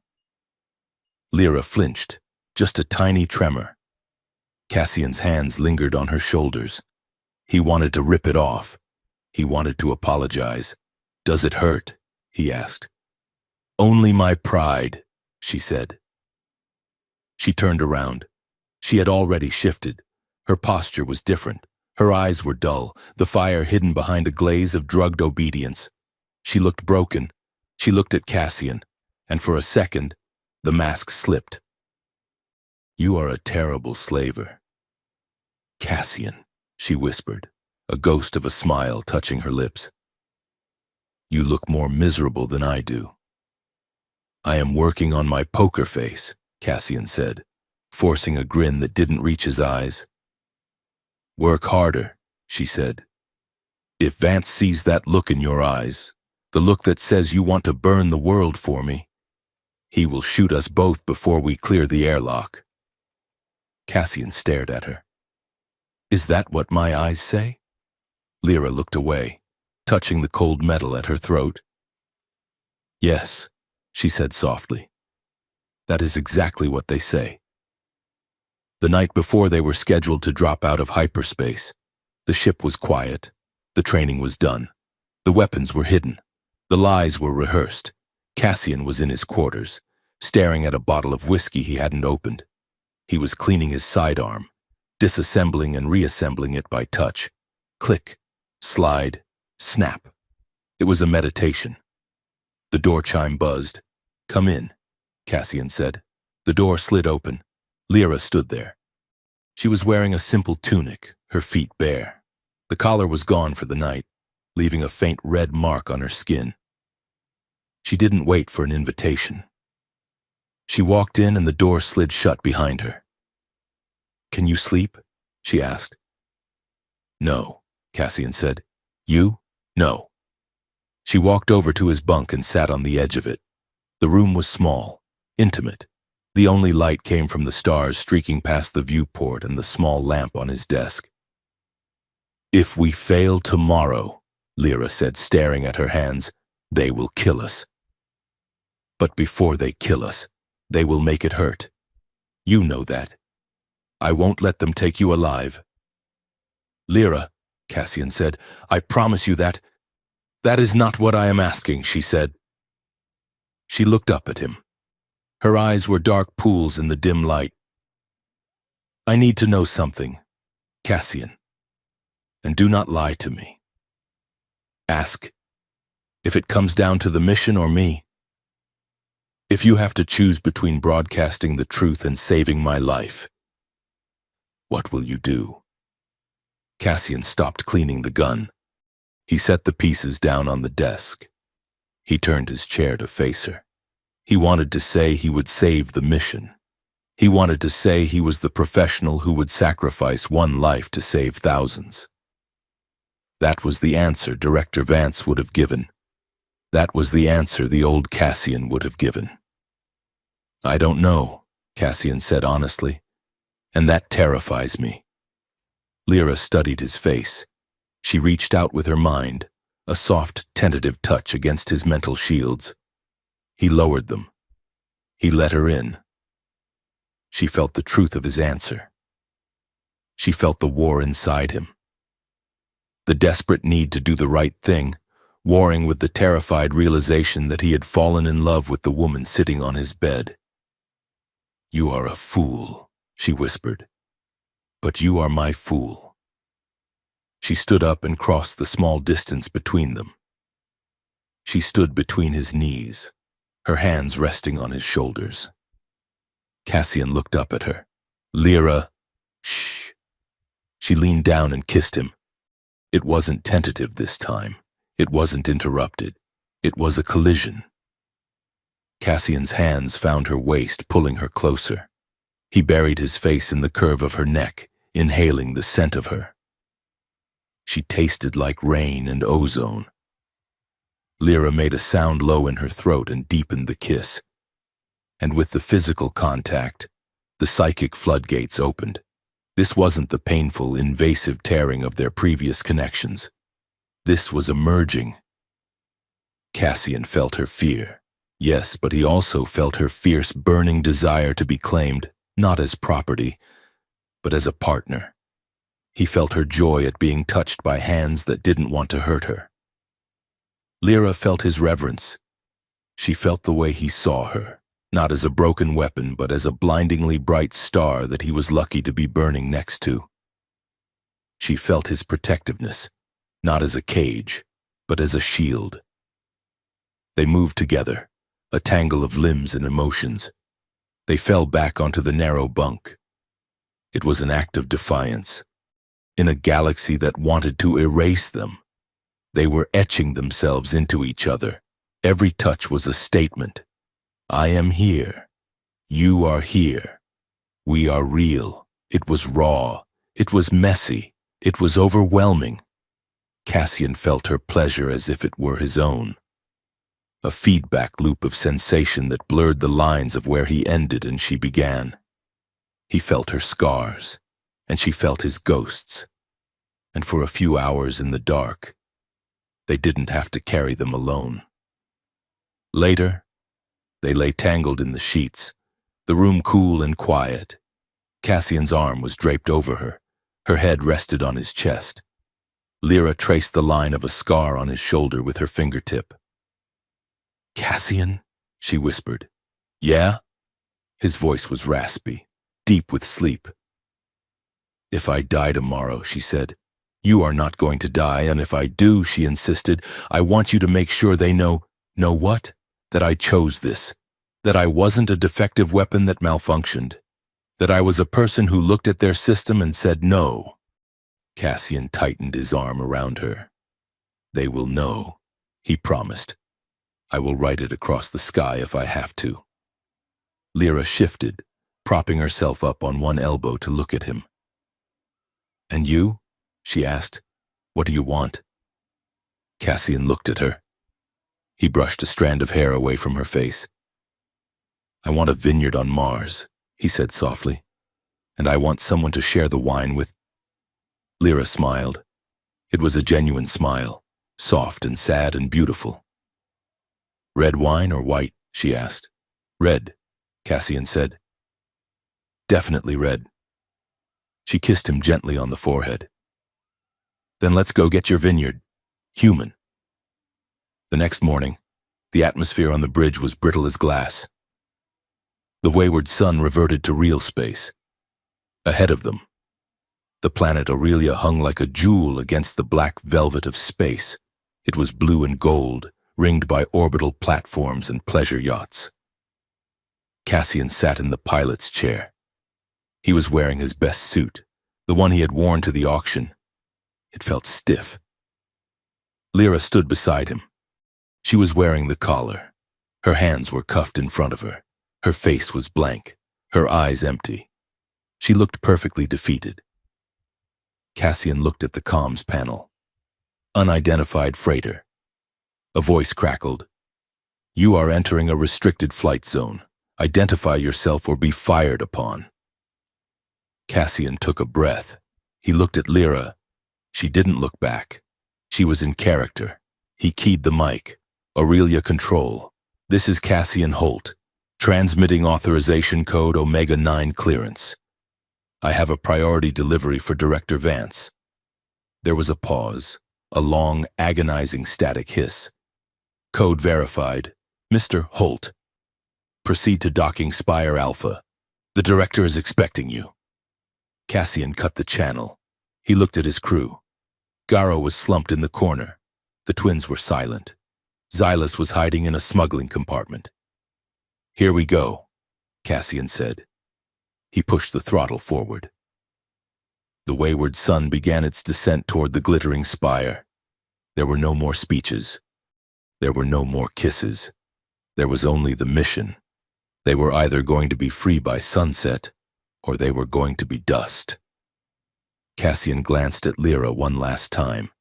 Beneath the mask of the slave, he saw the minute tightening of her jaw. I am with you, he thought, projecting it as hard as he could, hoping she could hear him through the dampener. Lyra's pinky finger twitched, a tiny, almost invisible acknowledgement. Then let's burn it down, her voice whispered in the back of his mind, faint but fierce. Cassian smiled, a cold, dangerous smile. He engaged the landing gear. Aurelia was a jewel of a world, polished to a blinding sheen. The capital city did not sprawl, it soared. Crystalline spires pierced the cloud layer, connected by ribbons of hard-light bridges and gondolas that drifted like lazy golden fish through the azure sky. It was a place where poverty was a zoning violation, and silence was a luxury commodity. The summit spire was the tallest of them all, a needle of transparent aluminum and diamond glass that caught the sun and fractured it into a million rainbows. Inside, the air smelled of expensive perfume and the faint metallic tang of filtered oxygen. Cassian Holt walked down the central promenade, his wrists bound in magnetic cuffs. He wore his suit from the auction, cleaned but still carrying the invisible weight of the last 2 weeks. Beside him, Lyra walked with her head bowed, her hair falling forward to curtain her face. The collar around her neck, the fake one Xylus had built, pulsed with a steady, sullen red light. Behind them, Garo and the telepathic twins were marched in a line, flanked by disguised allies wearing the black armor of private security contractors. The crowd parted for them, These were not just politicians and corporate magnates. They were the architects of the galaxy. They held champagne flutes and data pads, their eyes hungry as they watched the procession. "That is him." A woman in a gown made of shifting smoke whispered. "The one from the news." "He looks tired," her companion replied, swirling his drink. "I heard he went bankrupt trying to feed them." Cassian kept his eyes forward. He forced his jaw to unclench. He forced his shoulders to slump, adopting the posture of a defeated man. This was the role, the regretful buyer, the broken idealist coming home to beg for forgiveness. At the end of the promenade, standing beneath a massive holographic banner of the Alliance seal, waited Director Vance. Vance had not aged in 10 years. He looked exactly as Cassian remembered him. Tall, immaculate, with silver hair swept back from a face that revealed nothing. He wore the dress uniform of the Security Directorate, the medals on his chest catching the light. Cassian stopped 5 feet away. The guards shoved him to his knees. Vance smiled. It was a cold, tight expression that did not reach his eyes. "Cassian," Vance said, his voice smooth and warm, amplified slightly by the room's acoustics. "I must admit I did not expect to see you again, especially not like this." Cassian looked up. He let his lip tremble. He let the exhaustion show. "I made a mistake." "Director," Cassian rasped. Vance stepped closer, resting a hand on Cassian's shoulder. It looked like a fatherly gesture to the cameras, but the grip was bruising. "We all make mistakes." "Cassian," Vance said, "the measure of a man is not how he falls, but how he fixes the mess he made. You bought something you could not control. You realize that these assets, they are not pets. They are dangerous. They are unstable." Cassian recited the line they had practiced. "I cannot contain them. I just want to be done with it." Vance nodded solemnly. "You did the right thing coming to us. We will handle the disposal. You can go back to being a ghost, Cassian. Your record will be scrubbed." He signaled to the guards. "Take the assets to the containment suite. Bring Mr. Holt to the VIP gallery. He deserves a drink before the show." As the guards hauled Cassian to his feet, Lyra looked up. For a fraction of a second, her violet eyes met Cassian's. There was no fear in them. There was no love. There was only a scorching, silent reminder. Do not flinch. Then she was dragged away, vanishing through the heavy double doors of the secure wing. Cassian let out a shaky breath, allowing Vance to guide him toward the private elevators. "You will enjoy the demonstration," Vance said softly as the doors closed. "It is quite elegant." The demonstration room was a stark contrast to the opulence of the main hall. It was a sterile, circular theater walled in soundproof glass. In the center was a single chair equipped with restraints. Vance stood at the podium, overlooking the sunken stage. A dozen high-ranking officials sat in the tiered seats, sipping water and looking bored. Cassian stood at the back, flanked by 2 of Vance's personal elite guard. Down on the stage, the assets were lined up against the wall. Lyra stood in the center. Cassian tapped his ear. A tiny subdermal implant vibrated against his mastoid bone. "I am in," Xylus's voice burbled in his ear, clear and sounded worryingly excited. "Lyra is close to the localized server node. She is seducing the firewall. It is playing hard to get, but I brought flowers." Cassian watched the stage. He saw Lyra's hand brush against her collar. She was uploading the virus. "Ladies and gentlemen," Vance began, his voice echoing in the chamber, "the Defective asset program has faced criticism from the uninformed. They call it cruel. They call it unnecessary. But today, we demonstrate the reality. These creatures are biological errors. They are suffering, and they are dangerous." Vance gestured to the line of prisoners. Bring out Subject 8-9. Two guards grabbed an older alien woman from the line.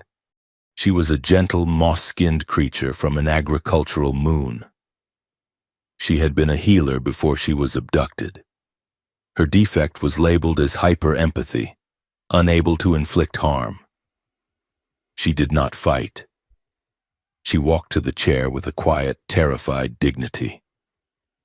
Lyra watched her go. Cassian saw Lyra's hands fist at her sides. Easy, Cassian thought, projecting the word. Wait for the signal, Vance continued. Subject 8-9 is deteriorating. Her neural pathways are degrading. The kindest thing we can do is end it. He tapped a command on his console. We have developed a remote termination signal, Vance explained. A precise, high-frequency pulse that instantly shuts down the brainstem. No pain, no mess, just peace. He held up a small, black remote. This is the failsafe we will deploy galaxy-wide. It ensures that if any asset goes rogue, public safety is never compromised. The woman in the chair looked up at the viewing gallery. She looked right at Cassian. She didn't know who he was, but she smiled, a sad, forgiving smile that shattered him. Cassian felt the blood drain from his face. His hands started to shake. He was back on the moon of Kalen. He was holding the detonator. Lyra felt it too, down on the stage. The dampener collar around Lyra's neck hummed. She wasn't just watching. She was feeling the older woman's heart rate. She felt the acceptance of death. She felt the terror buried under the calm. It was too much. Lyra's head snapped up. The blank mask of the slave vanished. No, she said. Vance paused, looking down at her. Excuse me? Lyra stepped forward. The guards raised their weapons, but she didn't look at them. She looked at the glass wall. She looked at the men in the expensive suits who were waiting to watch a murder. I said no. Lyra said. She closed her eyes. She didn't use the hack. She didn't wait for Xylus. She reached into the well of her own power, past the fatigue, past the trauma, and she grabbed the emotional atmosphere of the room. She screamed. It wasn't a sound. It was a psychic shockwave. Feel it. The command hit the room like a physical bomb. Every person in the gallery gasped, clutching their chests. The boredom vanished, replaced instantly by the raw, suffocating terror of the woman in the chair. The dignitaries fell out of their seats. One general began to weep openly. Vance staggered back, dropping the remote. Cassian felt it too, a sledgehammer of grief, but he was ready for it. Now! Cassian shouted. He spun around, driving his elbow into the throat of the guard on his right. He grabbed the man's stun baton and slammed it into the knee of the second guard. On the stage, chaos erupted. Garrow roared, snapping his restraints like paper chains. He charged the guards, sweeping them aside with his massive tail. The telepathic twins shrieked, amplifying the confusion, making the soldiers see enemies where there were none. Lyra sprinted for the door. Xylus! Lyra shouted into her comms. The door! Open, says me! Xylus yelled back. The heavy security doors blasted open. Cassian vaulted over the railing of the gallery, dropping 10 feet onto the stage. He landed in a roll, coming up with the stun baton raised. Vance was scrambling for the remote. Cassian kicked it away. He grabbed Vance by the lapels of his pristine uniform and slammed him against the podium.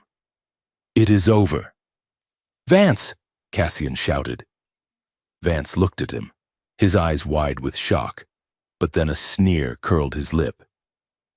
You think this is over? Vance hissed. You have just signed their death warrants. Alarms began to blare. The room flooded with red light. More guards poured in through the side entrances. Go! Cassian yelled to Lyra. Get to the spire! Lyra hesitated. She looked at him. then at the older woman who was now being unstrapped by Garo. "Go!" Cassian screamed. "I will hold them!" Lyra turned and ran. She didn't look back. She sprinted through the chaos, heading for the service lift that would take her to the control node at the very apex of the tower. Cassian turned back to the fight. He used the baton with brutal efficiency, fighting back-to-back with Garo. But there were too many of them. A heavy blow struck Cassian from behind, a rifle butt to the kidney. He went down, gasping. 2 guards pinned him. Vance stood over him, smoothing his uniform. "Bring him," Vance ordered, his voice ice-cold. "Let's show the galaxy what happens to terrorists." The summit hall was a cavern of light and noise. Thousands of delegates were seated in the amphitheater, murmuring in confusion as the alarms bled through the walls. Suddenly, the massive doors at the back of the stage burst open. Vance marched in, dragging Cassian by the collar of his ruined suit. He threw Cassian onto the center of the stage, right in front of the cameras. Cassian hit the floor hard. He tasted blood. He looked up at the blinding lights. Vance stepped to the microphone. "Delegates!" Vance shouted, his voice booming. "Please remain calm. We have neutralized an assassination attempt." The crowd gasped. "This man..." Vance pointed a shaking finger at Cassian. "This rogue operative, Cassian Holt, smuggled armed biological weapons into this facility. He attempted to hold this summit hostage." Boos and cries of outrage rained down. "He bought these defects because he is insane," Vance continued, twisting the narrative with practiced ease. "He weaponized them. He is a traitor to his species and a threat to the Alliance." Cassian tried to stand, but a guard kicked him back down. He spat blood onto the polished floor. He looked up. Above the stage, suspended by anti-gravity tethers, was the control node. It was a platform of glass and light, hovering 50 feet in the air. And standing on the edge of it was Lyra. She looked small against the vastness of the room, but she was not hiding. Vance followed Cassian's gaze. He froze. "Cut the feed!" Vance screamed at the technicians. "Cut the broadcast! I locked them out!" Xylus's voice echoed through the room, not on a comms channel but over the main PA system. "Sorry, Director. I changed the password. It is now Tentacles." Lyra reached up and tore the fake collar from her neck. She held it high, then smashed it onto the control console. She jammed the data spike into the interface. The massive holographic screens behind the stage flickered. The Alliance seal vanished, static. Then, images, grainy, shaky footage from Cassian's contact lens, the auction block, the child in the cell, the Admiral discussing the liquidation of assets, the experiments, the files Mira had decrypted showing the purge orders. The crowd went silent. The boos died in their throats. Then, Lyra's voice filled the hall. "My name is Lyra." Her face appeared on the center screen, overlaid on the horrors of the labs. She wasn't shouting. She was speaking with a terrifying, absolute calm. "I was designated Lot 47 Bravo. I was sold for 7 million credits." The footage of the auctioneer played. "The auction sold defective aliens. 1 human bought them all." Lyra spoke over it. "They called us defective," she said. "But look at us." The screen shifted to show the older woman shielding a child. It showed Garo protecting the dock workers. It showed the twins holding hands. "We are defective because we feel," Lyra said. "We are defective because we refuse to kill for you. We are defective because we did not fit the shape of the weapon you wanted to build." Vance was screaming at his guards. "Shoot her! Shoot her down!" The guards raised their rifles, but they hesitated. The crowd was screaming now, but not in anger, in confusion, in horror. "1 human bought us," Lyra's voice continued, gaining strength, "not to own us, but to save us. She looked down from the platform, her eyes locking onto Cassian. He bought us because he knew that the only thing truly defective in this galaxy is a system that treats life as a product. Vance grabbed a rifle from the nearest guard. He didn't wait. He aimed at the platform. Cassian lunged. He didn't have a weapon. He just had his body. He threw himself at Vance's legs. The rifle went off, the shot going wild, shattering a crystalline decorative panel above the stage. Shards of glass rained down like diamonds. "Get off me!" Vance roared, kicking Cassian in the ribs. He broke free, scrambling toward the maintenance lift that led to the floating platform. "Stop him!" Cassian shouted to the crowd. But the crowd was in a panic. People were running. The delegates were pushing toward the exits. The truth had started a riot. Vance hit the override on the lift. He shot upward toward the node. Cassian dragged himself up as he was dizzy. His side was on fire. He saw the lift rising. He saw a service ladder running up the side of the stage scaffolding. He ran for it. Lyra was still broadcasting. She was pouring everything she had into the signal, not just data, but emotion. She was broadcasting the feeling of the cage, the feeling of the electric shock, the feeling of the child's hand in hers. She was forcing the galaxy to feel what she felt. Vance's lift slammed into the docking port of the platform. He stormed out, the rifle raised. Lyra turned to face him. She was unarmed. "Shut it down," Vance screamed. Lyra looked at him. "No," she said. Vance aimed the rifle at her chest. "You think you are winning?" Vance laughed. A manic, broken sound. "You think this is your choice? Look at you. You are doing exactly what I designed you to do." Lyra froze. "What?" Vance lowered the weapon slightly, stepping closer. "Project Siren," he sneered. "We didn't just build an empath, Lyra. We built a revolutionary. We knew the program would eventually need to be scrapped. We needed a scapegoat. We needed a leader to incite a violent uprising so we would have an excuse to wipe you all out." He gestured to the chaos below. "Look at them rioting. Look at the violence. You are fulfilling your programming perfectly. You are the weapon that triggers the war. You have no free will. You are just a subroutine executing code." Lyra stared at him. The doubt hit her like a physical blow.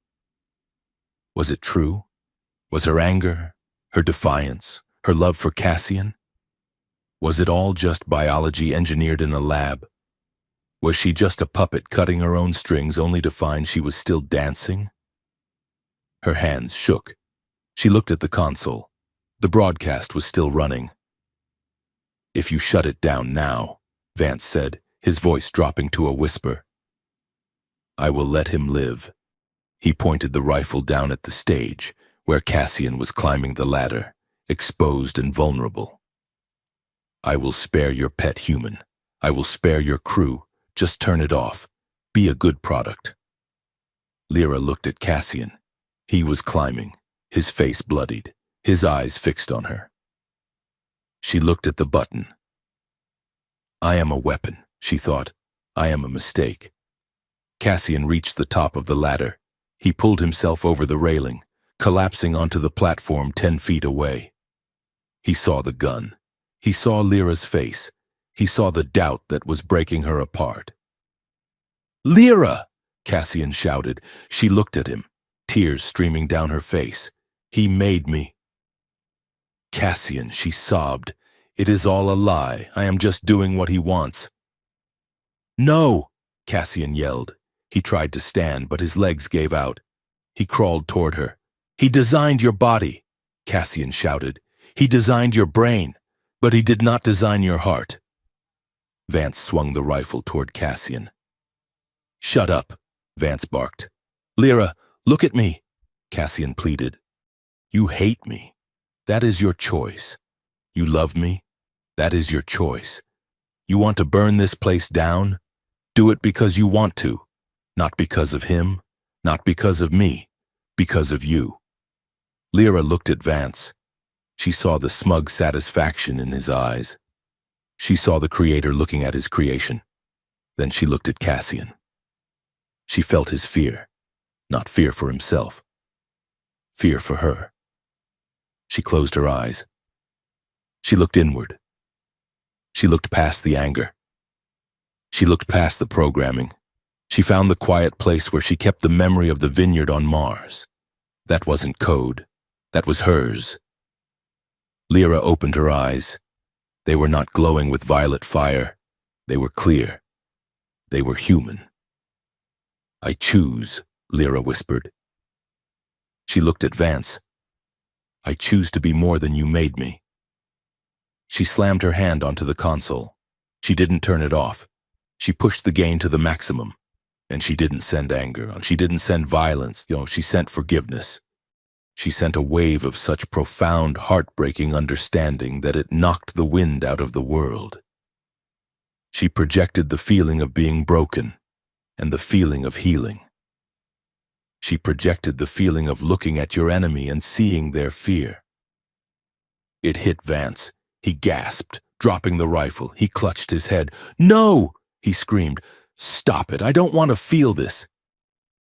He fell to his knees. He was weeping. He was feeling every ounce of pain he had inflicted on thousands of subjects. It was crushing him. Lyra stood over him. She looked like a goddess of judgment. "Feel it," she said softly. Vance looked up, his eyes bloodshot and wild. He let out a feral scream of denial.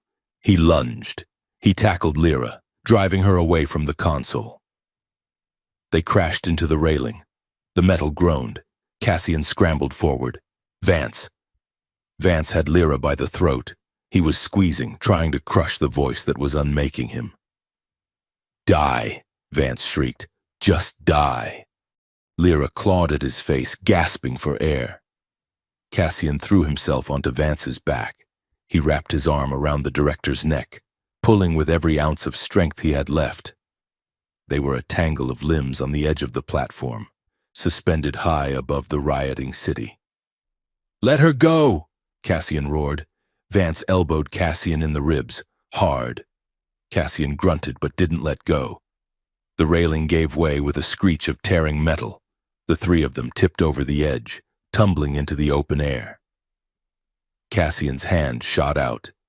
He caught a bundle of cables hanging from the underside of the platform. His other hand grabbed Lyra's wrist. Vance grabbed Cassian's ankle. They hung there, a human chain dangling over a 1,000-foot drop. Vance looked up. His face was a mask of pure hate. "Let go!" Vance shouted. Cassian looked down at him. He looked at the man who had given the order on Kalen. He looked at the man who had built the cages. Cassian's grip on the cable was slipping. He couldn't hold them both. "I am not like you," Cassian gritted out. He tried to pull them up, but Vance let go. He didn't fall by accident. He smiled, a final petty act of spite. He let go so Cassian would have to watch him die. Vance fell. He didn't scream. He just plummeted into the lights of the city below, a dark speck swallowed by the shine of his own empire. Cassian swung, his arm screaming in protest. He looked at Lyra. She was dangling from his hand, her eyes wide. "I got you." Cassian gasped. "I got you." He pulled.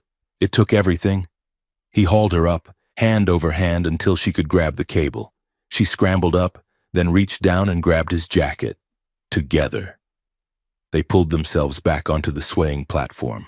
They collapsed on the metal grating, gasping for air. Their limbs tangled together. Below them, the city was burning. Above them, the screens were still broadcasting Lyra's face. Silent and serene, watching over the revolution she had started. Cassian rolled over and looked at her. "You chose," he wheezed. Lyra looked at him. She reached out and touched the blood on his cheek. "I chose," she whispered. She leaned her forehead against his. "Now get me off this damn tower, human!" Cassian laughed. It was a painful, rasping sound, but it was the most honest thing he had heard in years. "Yes, ma'am," he said. He helped her up, and together they limped toward the service lift, leaving the empty podium behind them. The wind on the observation platform was a gale-force scream, tearing at the ragged edges of Cassian's jacket. He had Director Vance pinned to the grating, his hand wrapped around the man's tie, but the real weight pressing down on the director was not physical. It was Lyra. She stood over them, her hair whipping around her face like a storm cloud. The broadcast was still live. The massive holographic screens hovering above the burning city of Aurelia showed her face, magnified 1,000 times, looking down with the terrifying, serene judgment of a deity. Vance was laughing. It was a wet, broken sound. "You cannot win," Vance choked out, blood bubbling at the corner of his mouth. "You are just a glitch. Lyra, a malfunction. Kill me. And you prove I was right. You prove you are just a rabid dog." Cassian tightened his grip, his knuckles white. He wanted to throw Vance off the edge. He wanted to let gravity finish what the law never would. "Don't do it, Cassian," Lyra said.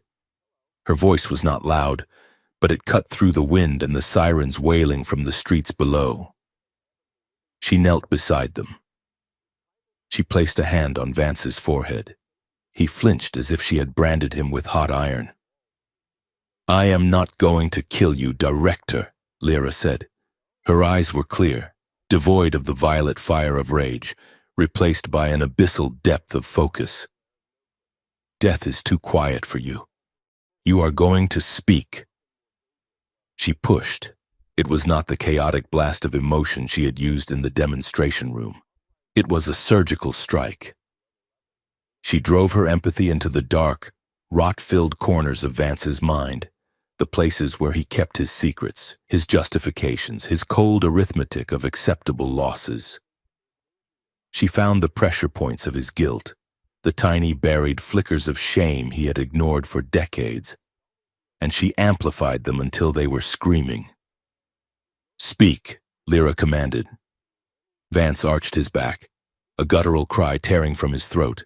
His eyes rolled back, then snapped forward, wide and unseeing, fixed on the hovering camera drone.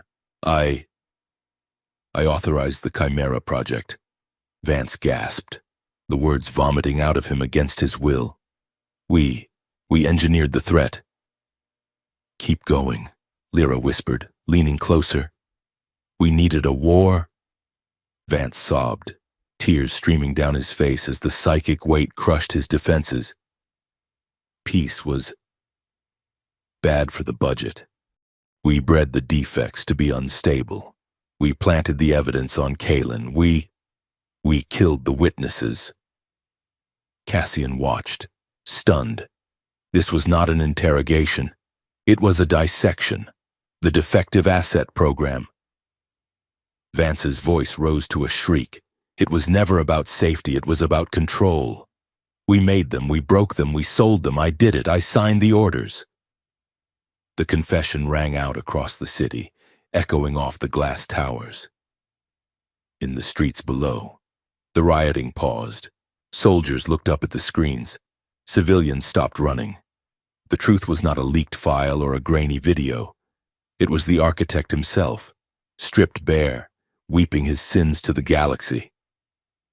Lyra pulled her hand back. Vance collapsed against the grating, a shivering, empty husk. "It is done," Lyra said. She stood up, looking at the camera drone. "He is yours now," she said to the watching worlds. "Do not let him forget." Cassian hauled himself up, dragging Vance by the collar. He shoved the director toward the shattered doorway where the first squad of Summit security was bursting through. But these were not Vance's elite guard. They were regular precinct officers, breathless and confused. They looked at Vance, broken and weeping. They looked at Lyra, standing tall against the skyline. They lowered their weapons. "Hold your fire!" a sergeant shouted, tearing off his helmet. That is enough." But the reprieve lasted only seconds. Above them, the sky darkened as three sleek black gunships bearing the Directorate's elite insignia screamed over the spire, Vance's personal kill team. They were not interested in truth. They were here to scrub the site. Heavy cannons spun up with a terrifying whine. "Run!" Cassian shouted, grabbing Lyra's hand. The platform exploded around them. Concrete and glass shattered under the hail of suppression fire. Cassian and Lyra sprinted along the swaying catwalk, the metal disintegrating under their boots. "Where is the ship?" Lyra yelled over the roar of the engines. "Look up!" Cassian yelled back. The wayward sun dropped out of the cloud layer like a falling brick. It was coming in hot, its stabilizers straining, the hull scraping against the crystalline side of the summit spire. Sparks showered down like a cascade of fireworks. Xylus's voice crackled in Cassian's ear, frantic and loud. "I am parking in the no parking zone. Jump!" The cargo bay door hissed open, revealing the chaotic interior. Garo was standing at the edge, holding a heavy winch cable. The distance between the catwalk and the ship was 30 feet of open air and laser fire. Cassian didn't hesitate. He grabbed a zipline rigging from his belt, a relic of his old life, and clipped it to a railing. "Hold on to me," Cassian ordered.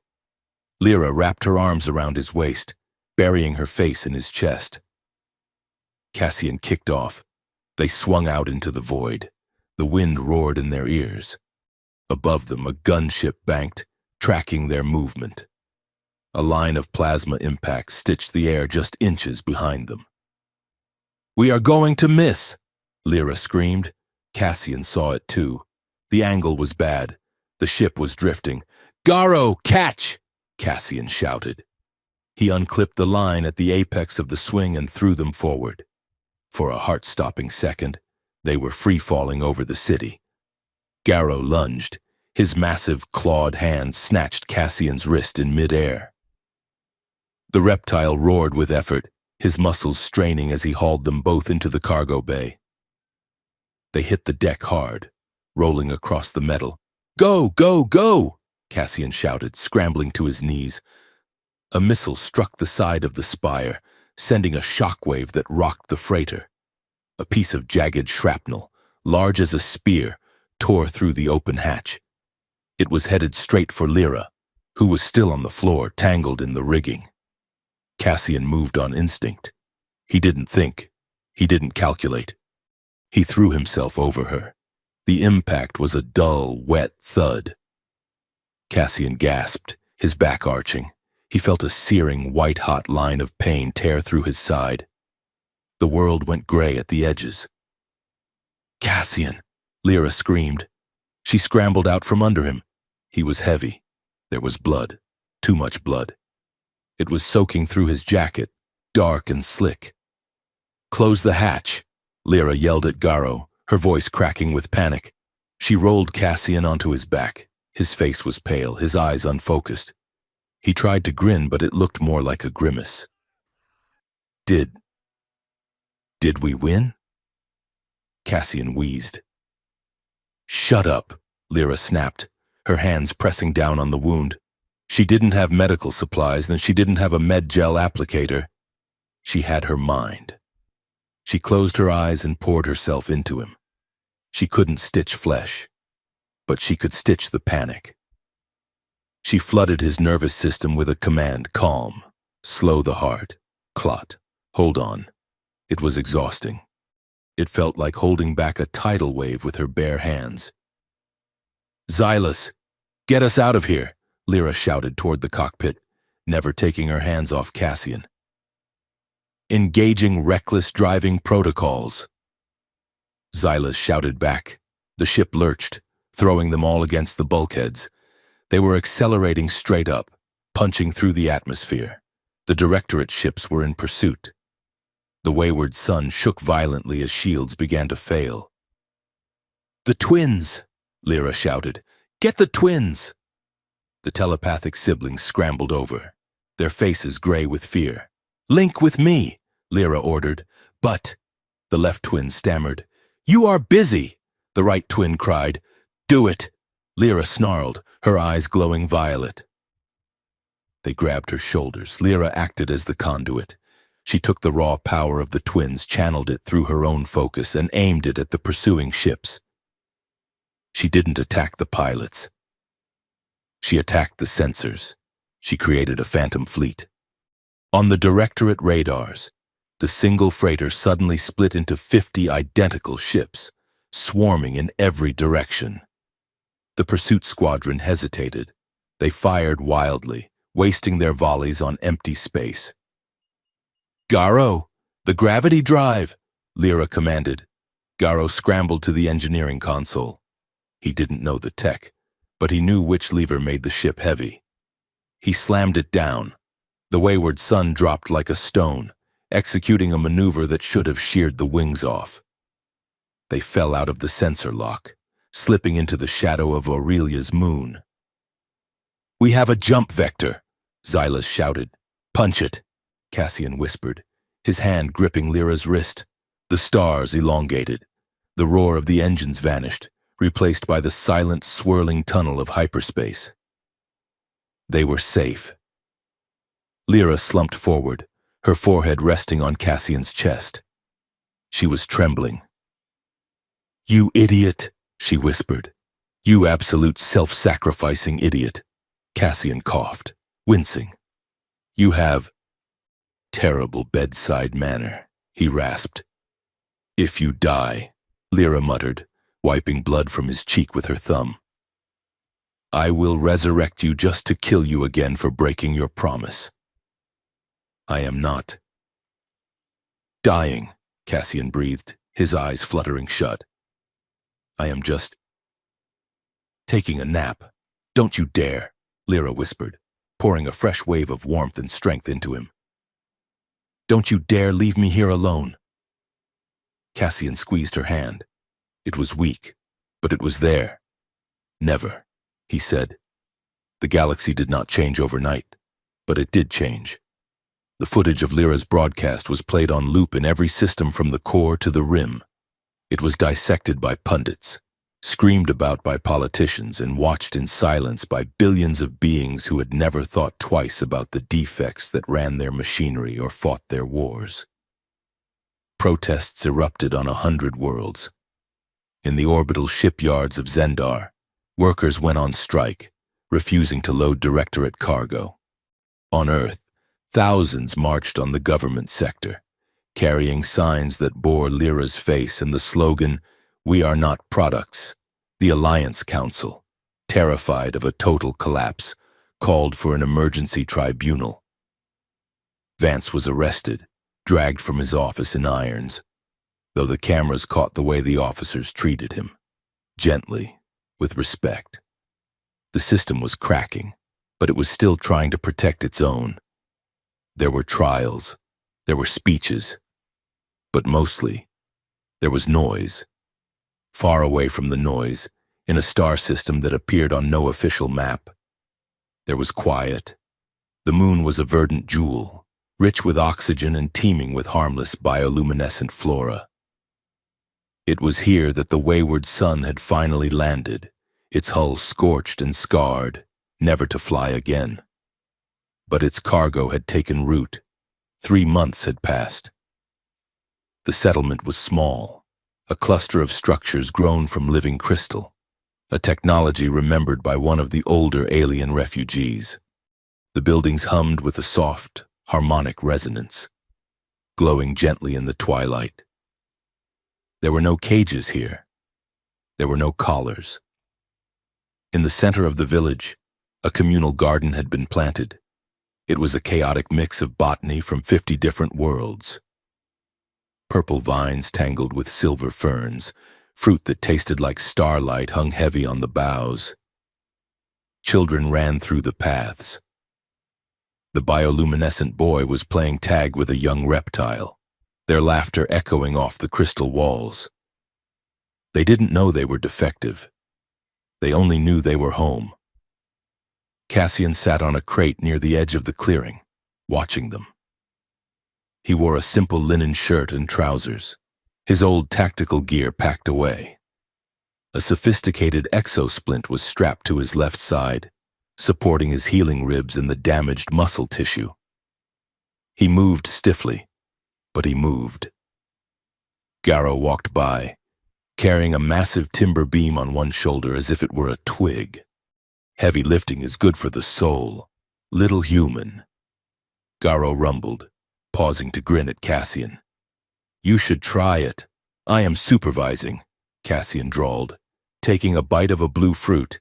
It is a very crucial role. If I stop watching, the whole thing falls down. Garrow chuckled, a sound like boulders tumbling in a canyon, and moved on. Cassian watched him go, a small, genuine smile touching his lips. The darkness that had shadowed his face for years was not gone. Scars like his didn't vanish, but it had softened. It was no longer a mask. It was just a memory.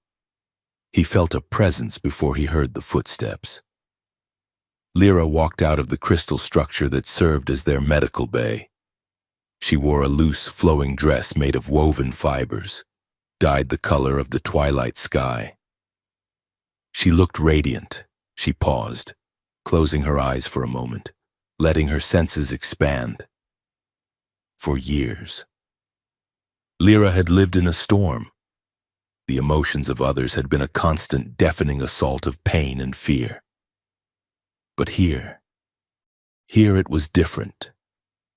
She felt the twins arguing over a game, a flash of annoyance that quickly turned to amusement. She felt Garrow's satisfaction in his work. She felt the shyness of a new arrival, and the welcoming warmth of the community wrapping around them. It was a symphony. It was messy and loud, but it wasn't a weapon. It was life.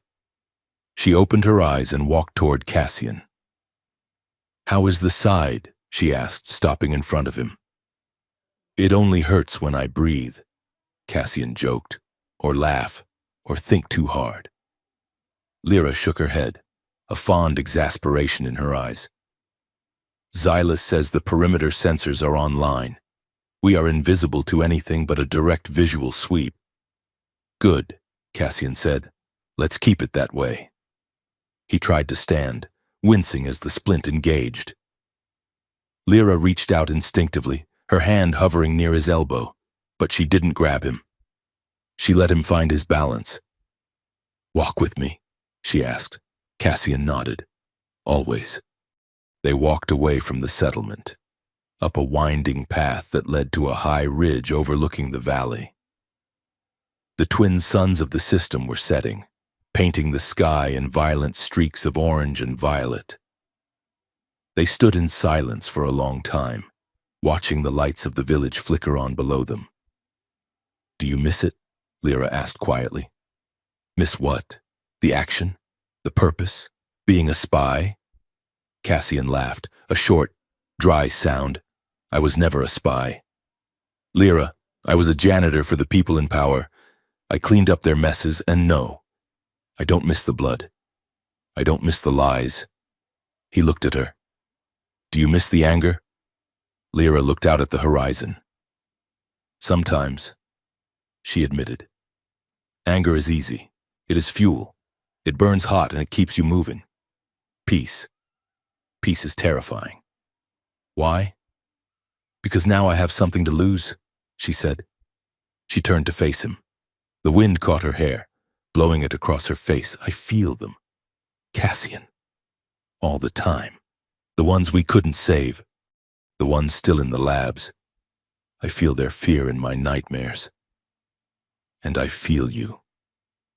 She stepped closer. "I feel your fear that this is temporary, that they will find us, that you will have to be a soldier again." Cassian looked down at his hands. "I am not afraid of fighting," he said softly. "I am afraid of failing you." Lyra reached out and took his hands. Her skin was warm.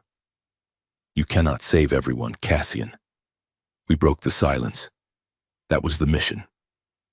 Now we have to live. She squeezed his fingers. "Meaningful life is not about erasing pain. It is about choosing what to do with it. We can let it drown us, or we can use it to build something. She gestured to the valley below. We built this out of pain, out of refuse. Cassian looked at the settlement. He saw the life teeming there. He saw the impossible thing they had created. And he looked at Lyra. He saw the woman who had been tortured, sold, and weaponized, standing before him with her heart open. I love you, Cassian said. The words hung in the air, simple and absolute. He hadn't planned to say them. They just fell out, heavy with truth. I know it doesn't fix anything, he continued, his voice rough. I know I am still a mess. I know I don't deserve this. But I love you. And that is the most terrifying choice I have ever made. Because it means I have to wake up every day and try to be worthy of it. Lyra looked at him, her violet eyes filled with tears. She didn't speak. She pulled him to her. She kissed him. It was deep and slow and tasted of the sweet air of the moon. And as their lips met, she opened the door. She let the barrier between them dissolve completely. Cassian gasped. He felt her love for him.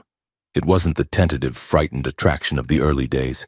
It was a roaring, fierce, protective ocean. He felt her gratitude. He felt her desire.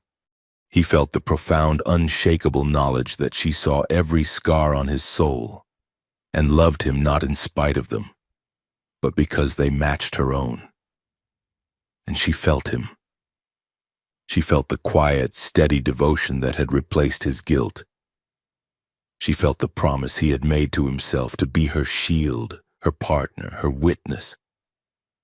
They stood on the ridge, two broken things fused into something whole. It was intimate beyond words. It was acclaiming. When they finally pulled apart, the suns had set. The sky was a tapestry of foreign stars. Lyra rested her forehead against his. I choose you, she whispered, not as a savior, not as a buyer, as my partner, as my equal. Cassian closed his eyes, breathing in the scent of her. Partner, he echoed. I like the sound of that. They stayed there for a moment longer, holding on to the peace they had carved out of the chaos. Then, Lyra pulled back, wiping her eyes. Come on, she said, her voice strengthening. We have a council meeting. Xylus wants to discuss installing a disco ball in the mess hall, and Garo is threatening to unionize the gardeners. Cassian groaned, laughing. I regret saving Xylus every day. Lyra smiled, taking his hand. No, you don't. They walked back down the path toward the lights of the settlement. The work ahead was daunting. They had legal battles to fight, alliances to forge, and a galaxy to convince. The danger wasn't over. The Directorate was wounded, not dead. But as they reached the edge of the village, Cassian stopped. He looked up at the night sky. Somewhere out there, ships were flying, deals were being made, people were being hurt. But here, on this little rock, they were free. Lyra stopped beside him, following his gaze. She leaned her shoulder against his. They are still calling us defective. You know, she said softly. On the news nets. Cassian put his arm around her, pulling her close. He looked at the woman who had brought an empire to its knees with a feeling. He looked at the home they had built. Let them talk, Cassian said. He looked at the stars, and for the first time in a long time, they didn't look cold. They looked like possibilities. We know what we are, he said. Lyra smiled, a fierce, brilliant curve of her lips. Yes, she said. We are the ones who chose. She turned back to the village, pulling him with her. Let's go home, Cassian, together. They walked into the light.